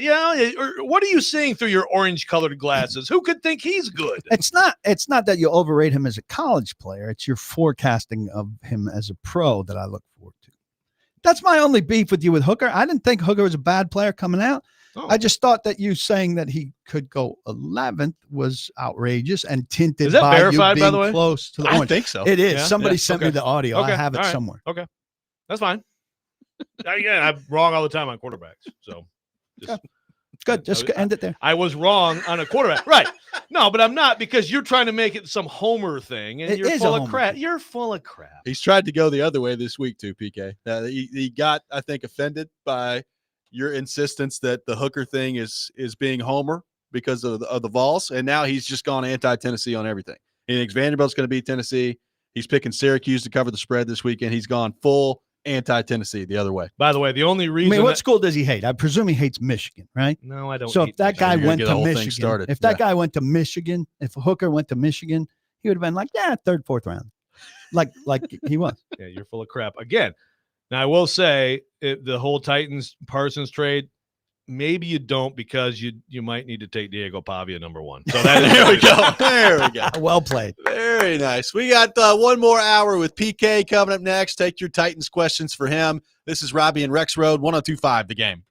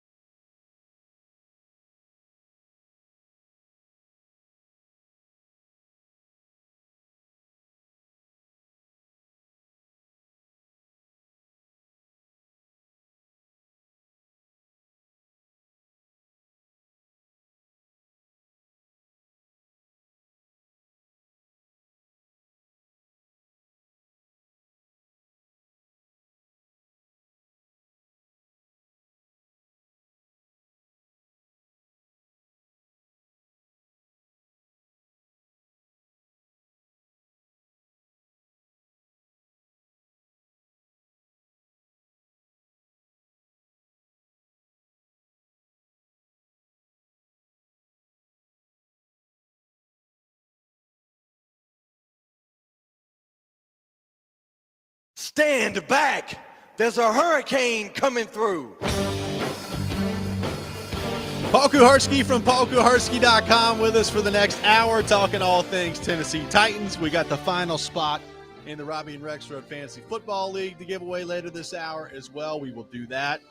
Quick shout out to Dennis on the text line who just said, just woke up from a colonoscopy in time to hear PK arguing with Joe. Life is good. Damn.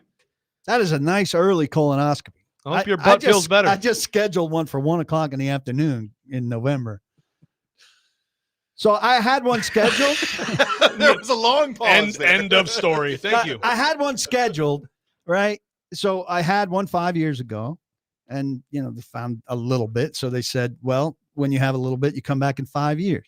So then I went for my pre-appointment with the guy, and he said, nowadays we say you don't have to come back in 5 years, you have to come back in 7 years. But I had the appointment with the guy, and then they called and they canceled, like for his schedule or whatever. And they said, call back and schedule. And I put it off.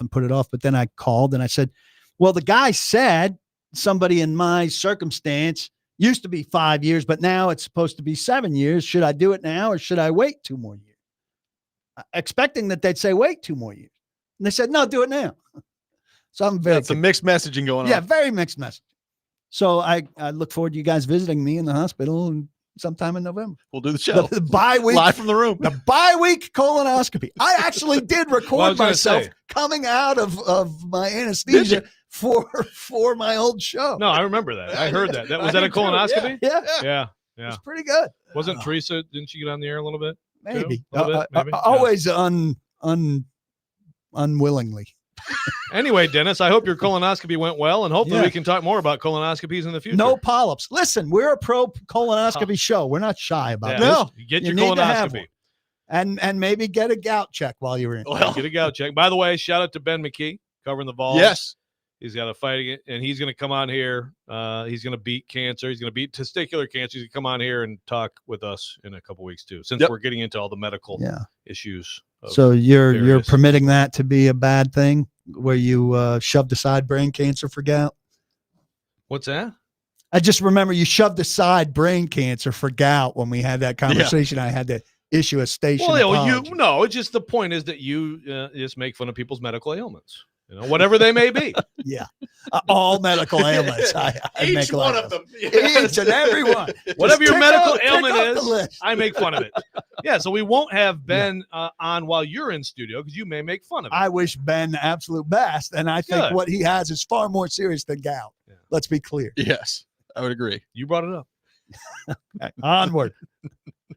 Didn't you have a rant? You got something that made you mad? Rant. Would you like to hear my rant? Yes, I would. All right, Bill Simmons, who I really don't prefer. This is from Awful Announcing, and it's a bad job by them. So I have a rant about Bill Simmons and then about Awful Announcing. Awful Announcing reports that Bill Simmons says that that the league has conspired to give Buffalo a good schedule. He says, it's too hard for me to get out of this seat and put on the conspiracy Bill outfit, but it feels like the league stacked 2025 for Buffalo a little bit. Home games, Baltimore, KC, Philly, Cincy, and Tampa, all of them home. Road games, they're playing 5 bad 2024 teams plus Atlanta. They're at Houston, and they're at Pittsburgh. They may not play an above 500 team on the road. Is he this dumb? Does he not know how the NFL schedule works? He's been talking about sports for like 20 years. Does he think that the league sits and picks who's at home and whatnot? But then Awful Announcing. Is he trolling or is he actually be serious with this? It sounds like serious. The formula is well known for anybody to see. Years in advance. But then Brendan Cleen, traditional spelling, Kleen, Brendan Cleen, he goes on to say it was just a couple of weeks ago that Simmons controversially named Allen. Sorry, I'm in the wrong place. The NFL doesn't need a Buffalo Super Bowl to pay the bills by any means. Several contending teams are probably bigger national draws. But when we see someone like Joe Burrow campaigning publicly for a more balanced Bengals schedule, Simmons can't be the only one wondering whether the Bills lobbied behind the scenes and were dealt a better hand in 2025. He's endorsing this idea rather than setting him straight and saying the schedule's pre-prescribed. Joe Burrow's complaint is about Thursday night games on the road in Baltimore, right. And he wants one at home in Cincinnati. Yeah. This is awful on both fronts. Two media people who should know how the NFL schedule works completely flubbing it. This is like writer for awful announcing. Yeah. Writing this. Yeah, that's bad. Boy, that's really bad. And Bill Simmons, I mean, it's just a testament, and I completely believe this. And I don't listen to Bill Simmons podcasting because I don't want to hear a whiny Bostonian, but he was good when he wrote. He decided not to write. Why did he decide not to write? Because it's really easy to sit in front of a microphone and talk. We know it. Not we're for doing you, it. but yeah. Thank you. But he sorry. it's just lazy. That's just a lazy take. I just don't understand how you don't know that. Like this, you're a football fan, I would assume. You don't even have to be like that hardcore of a fan to like happen upon someone talking about. And so here's who their opponents are going to be because you play this division and you finish the here, you play that. And by the way, the thing home that Joe away rotates, and Joe Burrow was complaining about, going on the road to Baltimore again on Thursday night, which they play 2 times a year, one at home and one on the road. He's saying, hey, can we get the home game at some point to be on Thursday night football? Right. Yeah, and that is completely different map. And that is one of those where it's like, that's separate from the formula. So Correct. it's like, TV. It's a permutation of the formula. It's not the formula itself. Exactly. Just ridiculous. Boy, very Thank you for allowing me. Well, shout out to the Bills for getting behind the scenes and making sure that Tampa Bay and Kansas City, all those were home this year. I mean, if you can do it, you can pull that off. And Way to go! Sucky teams on the road. It's really good. They did it like colleges do. It's good. It's good. Really, they're the Matt Rule of professional football. Like that's right in line with the texter yesterday who was like, yeah, this Kelsey, Travis, or Taylor Swift Kelsey, just to get females to watch football. Yeah, it's like their entire life is a conspiracy. Yeah. NFL having real trouble drawing fans. Yeah, they're really struggling. By the way, shout out to Taylor Swift because she had to sit through a Cincinnati Bearcats football game last night. I got to tip the cap, okay? I mean, she's like that's a football fan. Did they show a lot? Oh, they showed them. Yeah, I would imagine. Yeah, they showed them constantly. I did not sit through a Cincinnati Bearcats game. Yeah, Travis when his Bearcats got to stop. I'm like, dude, you're actually going to lose to Nebraska. No, they did. They probably should have won, though. By the way, real quick text here. Megan says, as someone who doesn't know a lot about colonoscopies, the words "quote I had one 5 years ago and they found a little bit" end quote is just vague enough to be mildly horrifying. Polyps, a polyp or two. You're cleaned out. What was her name? Megan, let me tell you, you're so let's cleaned talk more out. about colonoscopies. Hold you're on. so cleaned out before this. The thing you're thinking they found, there's no remnants of that. None. You guys seen the new jerseys that I guess the NFL has come out with through Nike with some of these? There's a Bills one that's come out. The Bills one has no hint of Bills covered. There's slight navy blue. They look like otherwise the Lions. It looks like the Lions or the Raiders. It looked like the Lions. I mean, it's a sharp jersey, but what team is it? It's awful. I mean, I don't even understand the logo on the helmet. It's an awesome Arena League uniform. It's like, hey, let's put everybody in a uniform. We have to guess who's playing. Well, it happens all the time. It happens all the time. Well, the throwbacks are crazy. Like, oh, Pittsburgh wore these prisoner uniforms in the 30s. That's interesting, but at least there's some connection. But these are like, hey, let's put these guys in disguise. It's the rivalry uniforms. Boy, this will confuse the bettors. I mean, look, this one that ESPN's put up a graphic. It's got the Arizona one. You can't even really tell it's a jersey. Looks like Miami, Florida. It's just awful. Just absolutely can't even terrible. tell it's a jersey. It looks maybe like a chamois that you would use to like dry off your car. I promise we'll get in some Titans coming up next. Really bad. A post-colonoscopy wipe. 615-737-1025, our phone number. We do have actual football to discuss. Robby and Rexrode, 1025 The Game.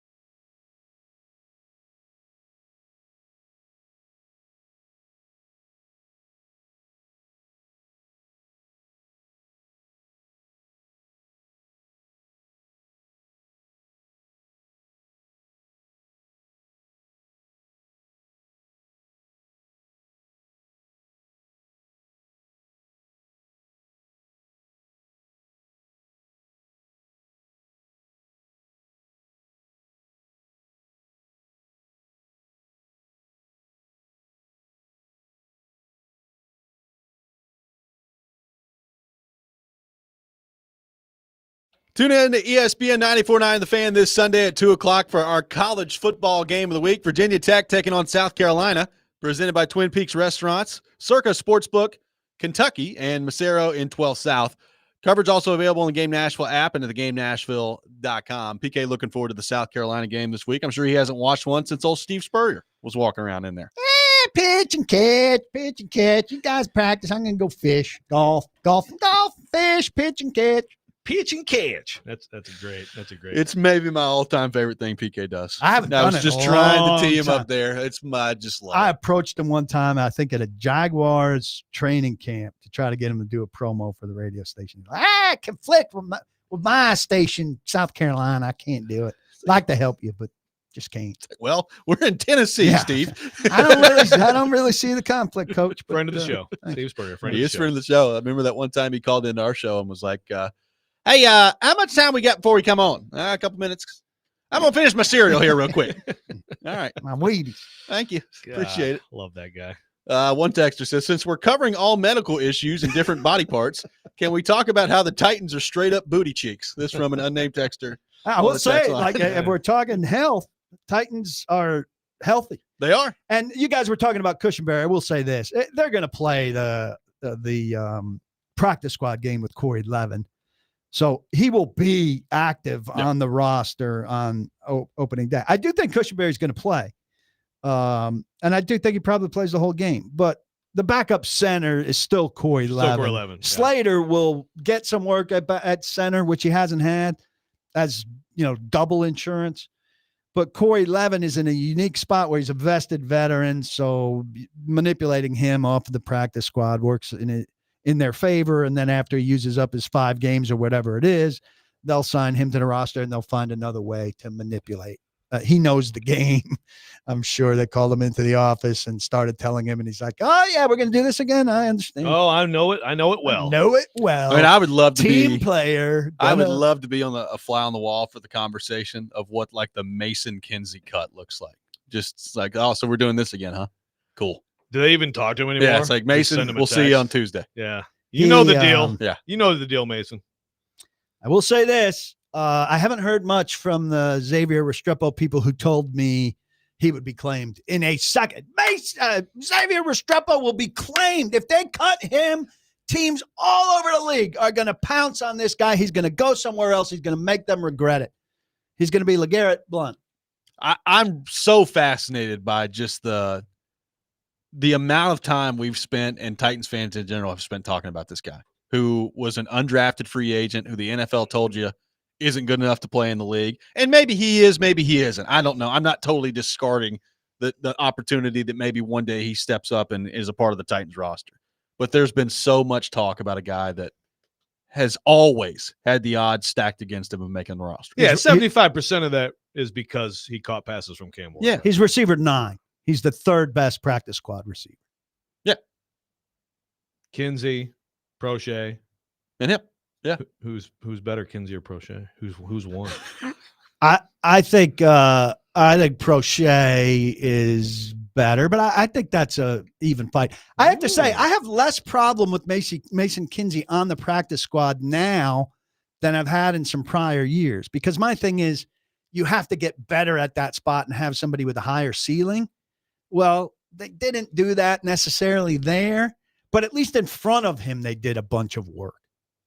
Yeah. You get what I'm saying? Mm-hmm. Yeah, sure. I mean, hey, he's a practice squad Hall of Famer, and the guy when he's had opportunities, he's been fine. Okay. Yeah. He's been fine. What about, we talked a lot about the starting offensive line. How are you feeling about the depth when and if injuries take place this year on the offensive line?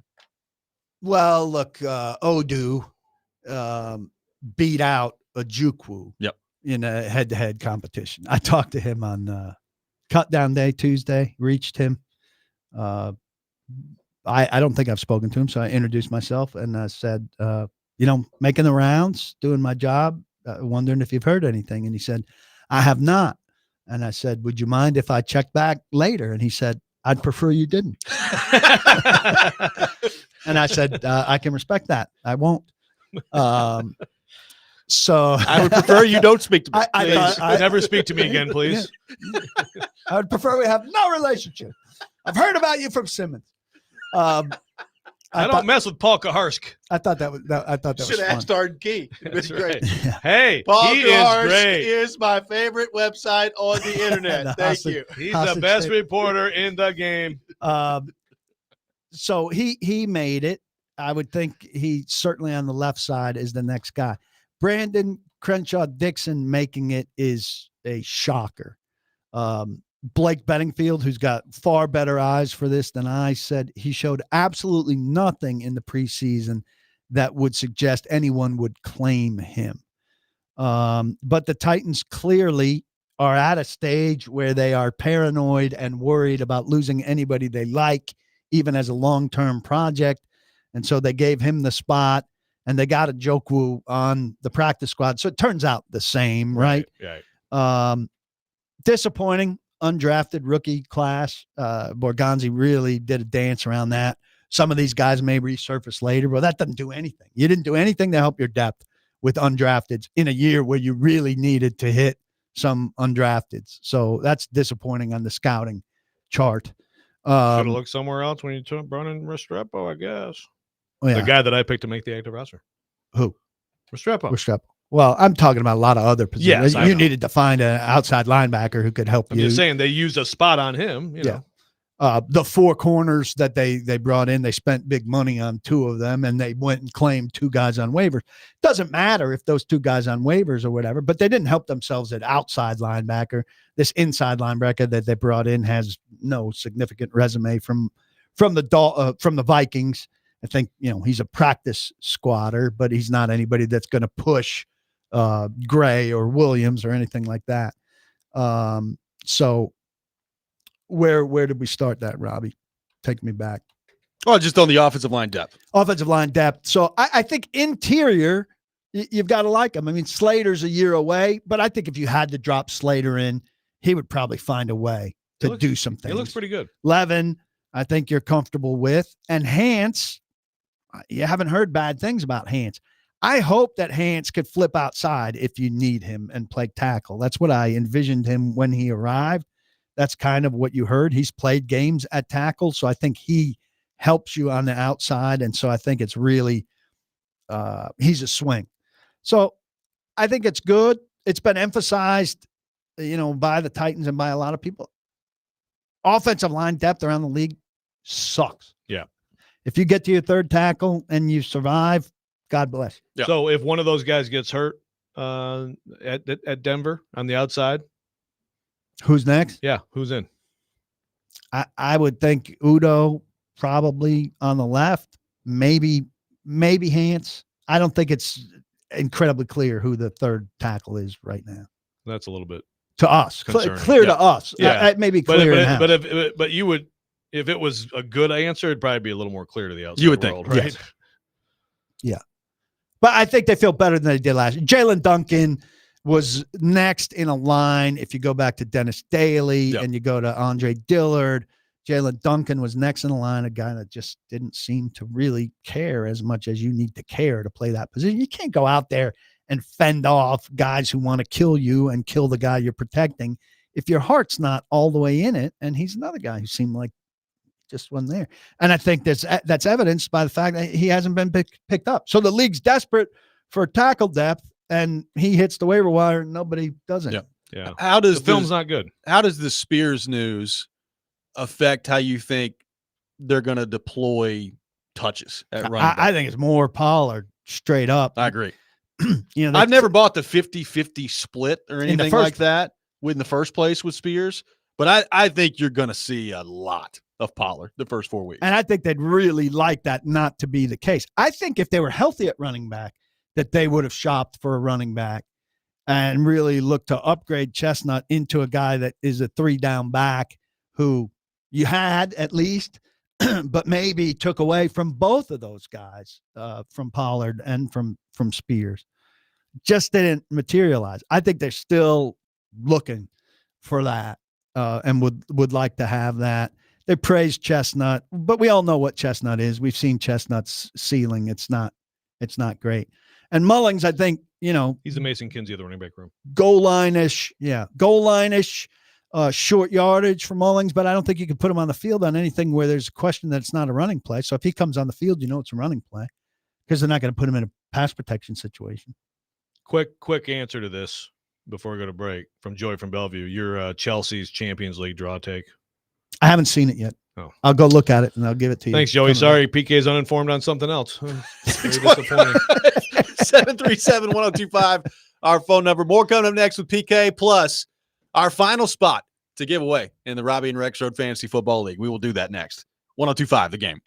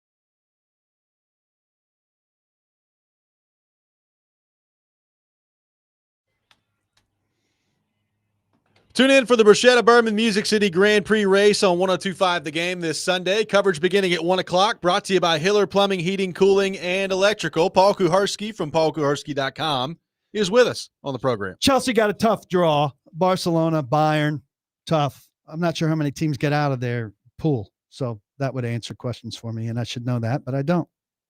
You do now. Thanks for weighing in. Thank you. It is time to give away our final spot of the week in the Robby and Rexrode Fantasy Football League, the final spot for 2025. Paul Kuharsky is in the league, Joe Rexrode in the league, and it's your opportunity to take those two down. You're not going to take me down. You're not going to take me down.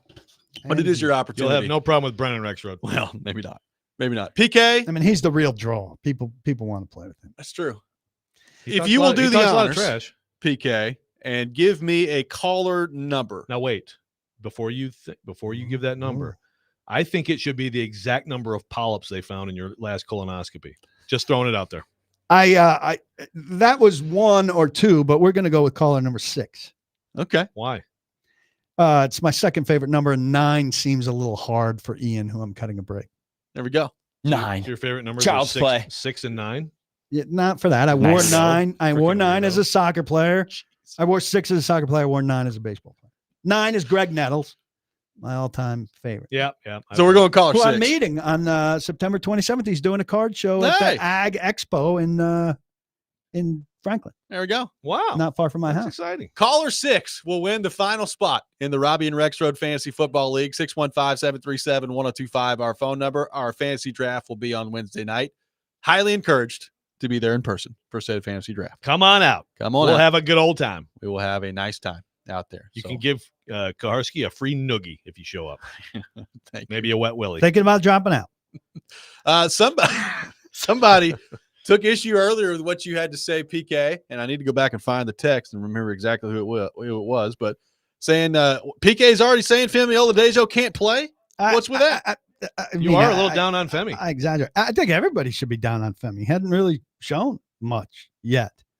I was just using it as an example of second. Joe said, "Go ahead, trade away the first to get seconds." Now maybe Femi turns into something great. Yeah, you can go around the league and it's find gonna some be second-round picks that are decent. It's going to be a long wait. Yeah, well, Titans find a second-round pick like A.J. Brown, and they go ahead and trade him for a first-round pick. So again, if the answer is always, well, our team stinks at doing this, then fire everyone.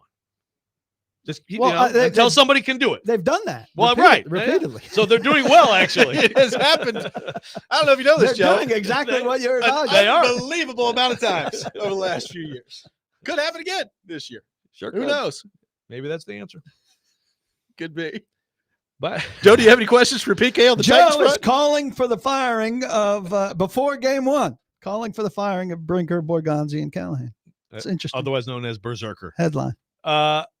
It's. I will say, PK, we did have a conversation this week, and I think you may have asked, or someone, maybe it was McCormick actually asked about that draft class, the 2023 draft class, which of course at this point now can probably sit next to the 20, 21, and 22 draft classes as a pretty freaking bad one.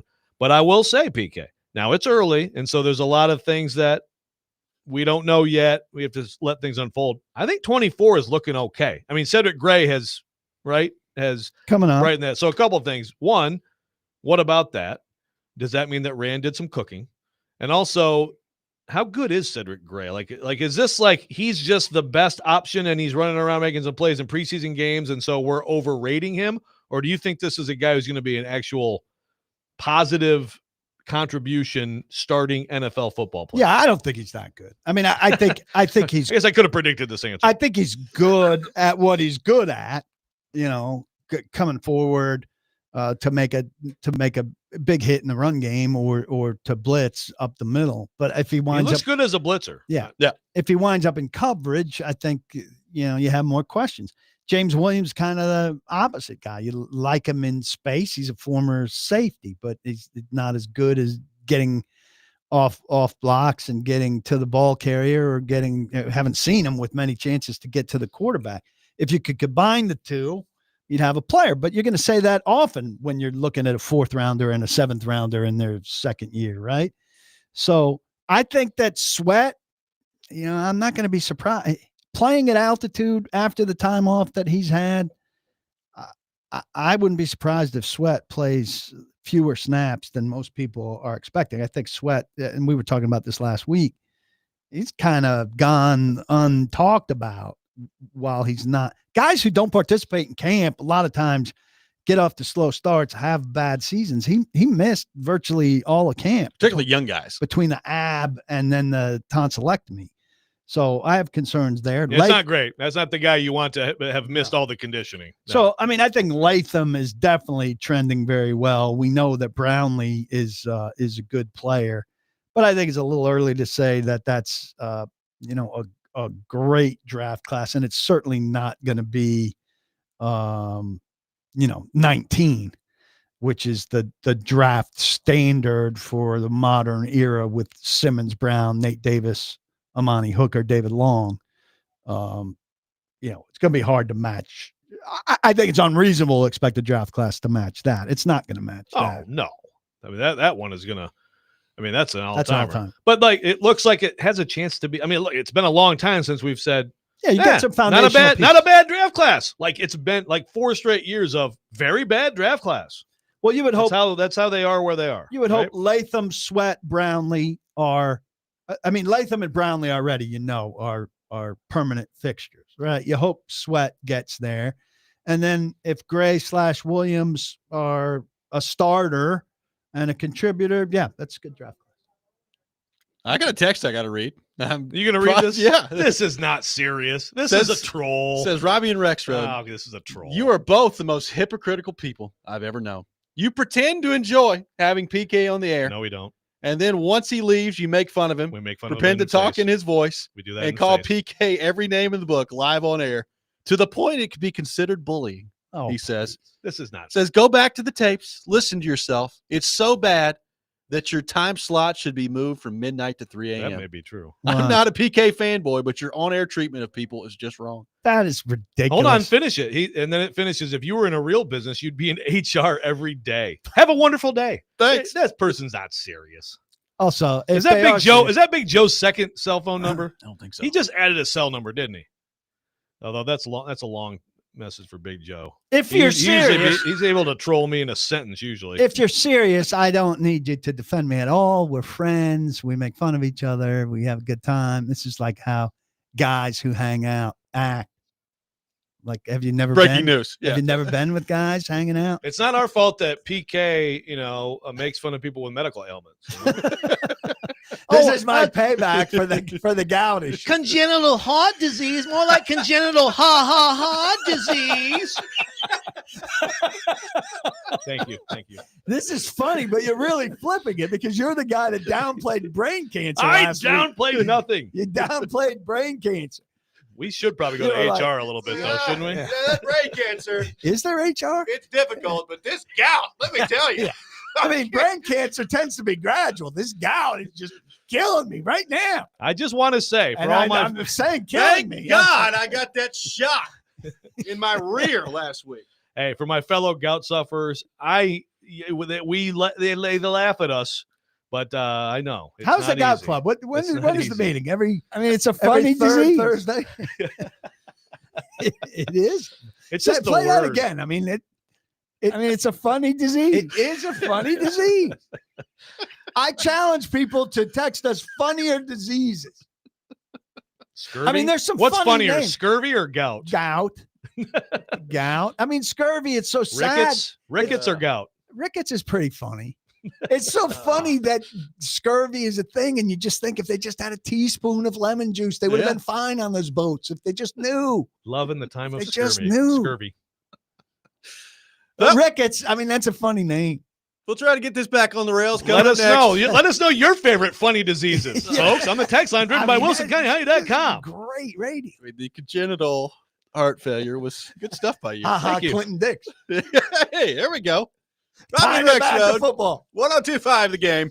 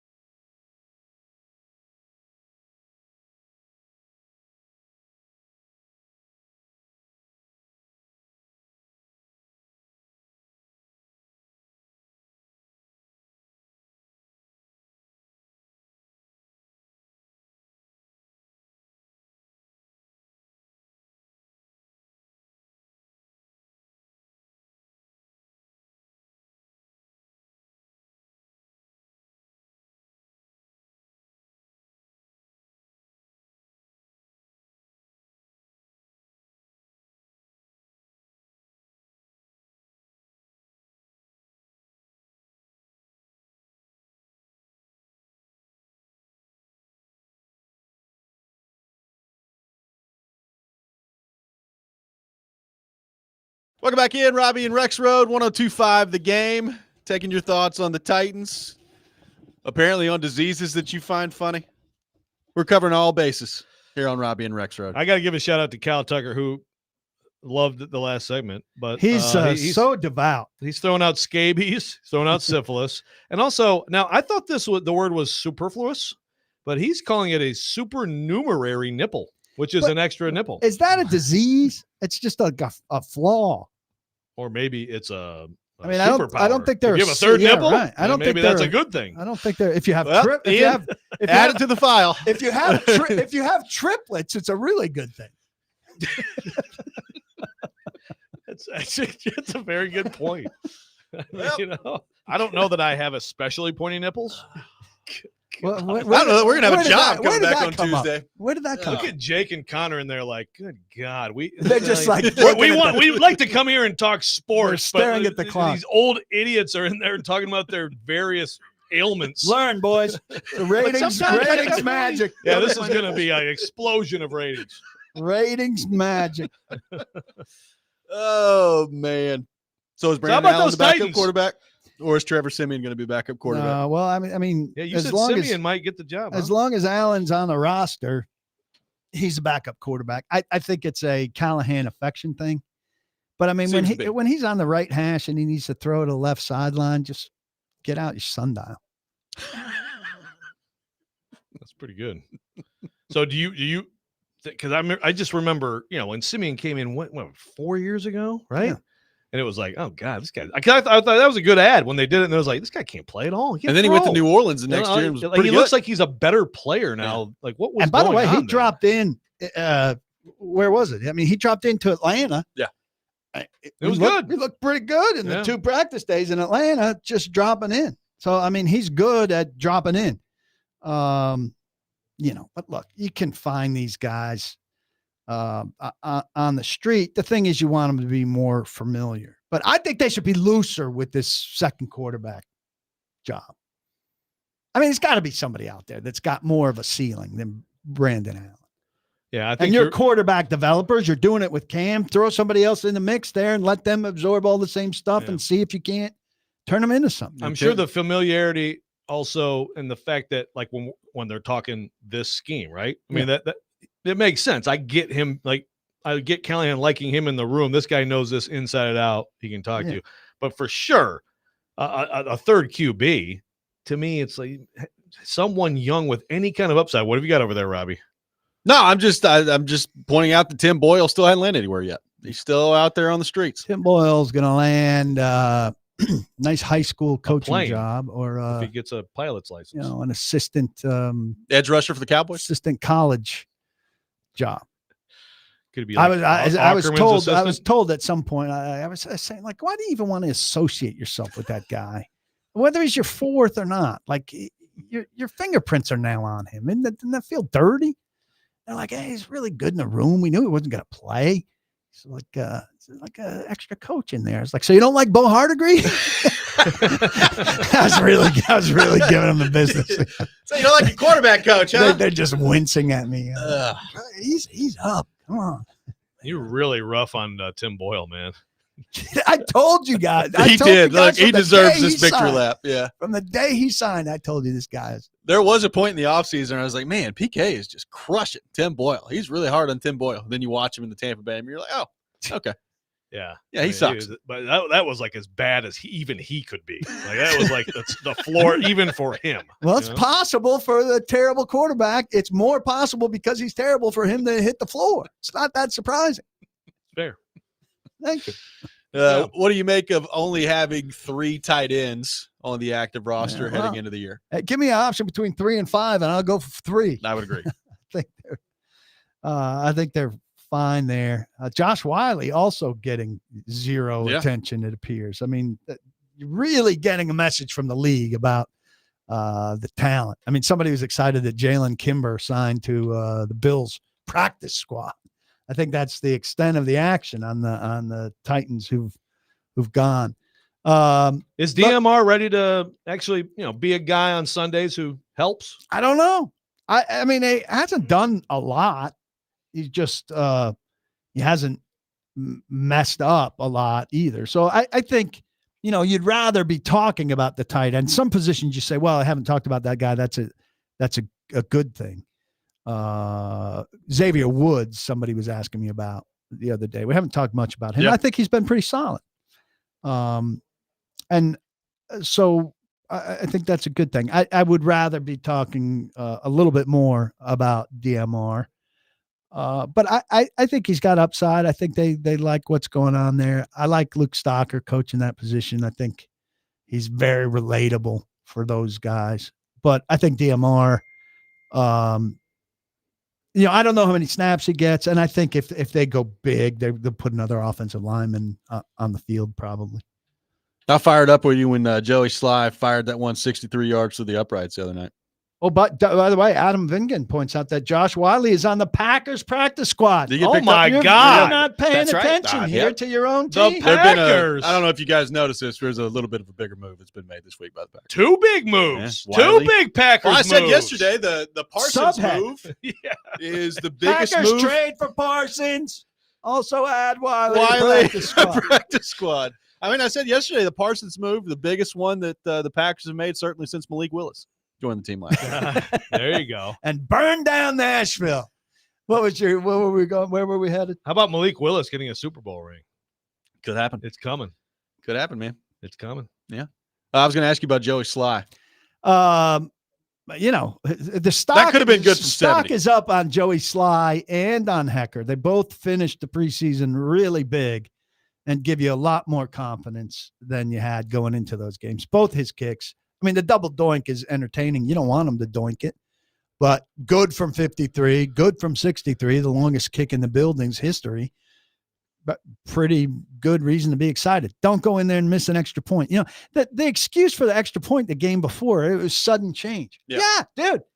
Your job is to go in and hit the extra point whenever it happens. Like if somebody intercepts the ball and goes down there, why is this so shocking? Oh my God, it was a sudden change situation. I wasn't ready. Like the 80-yard touchdown for the Titans. It's pretty sudden too, right? You got to run out on the field and kick the extra point. Yeah. I wasn't prepared for this. Hold on. I need a drive to be happening. I can't get in my rhythm unless there's a drive. We're the Titans. We don't score that fast. I need a camera on me on the sideline practicing kicks for a while. I mean, hey, go out there. Underrated part though, starting the season in altitude. I mean, he may boot one. You may only have to get to your own 30. Just boot that thing 75, 80 yards. If they way to take pressure off Cam Ward, just have to get to the 40 and just, hand off kick. Do Joey Sly's long field goals offset T'Vondre Sweat, hands on knees, huffing and puffing? I don't know. That'd be. Boy, that is a terrible first game for him. First game location for him, right? They should send him out early for acclimatization. PK, thank you for being with us. Great show. Back to Wednesdays next week. Yes. Regular, normal, nice schedule. Always enjoy being here. Don't block the box. Be sure to lock your lock. Paul. We will be back on Tuesday, off on Monday. See you guys then. Next Man Up with Jay Kleiman coming up. This is 102.5 The Game.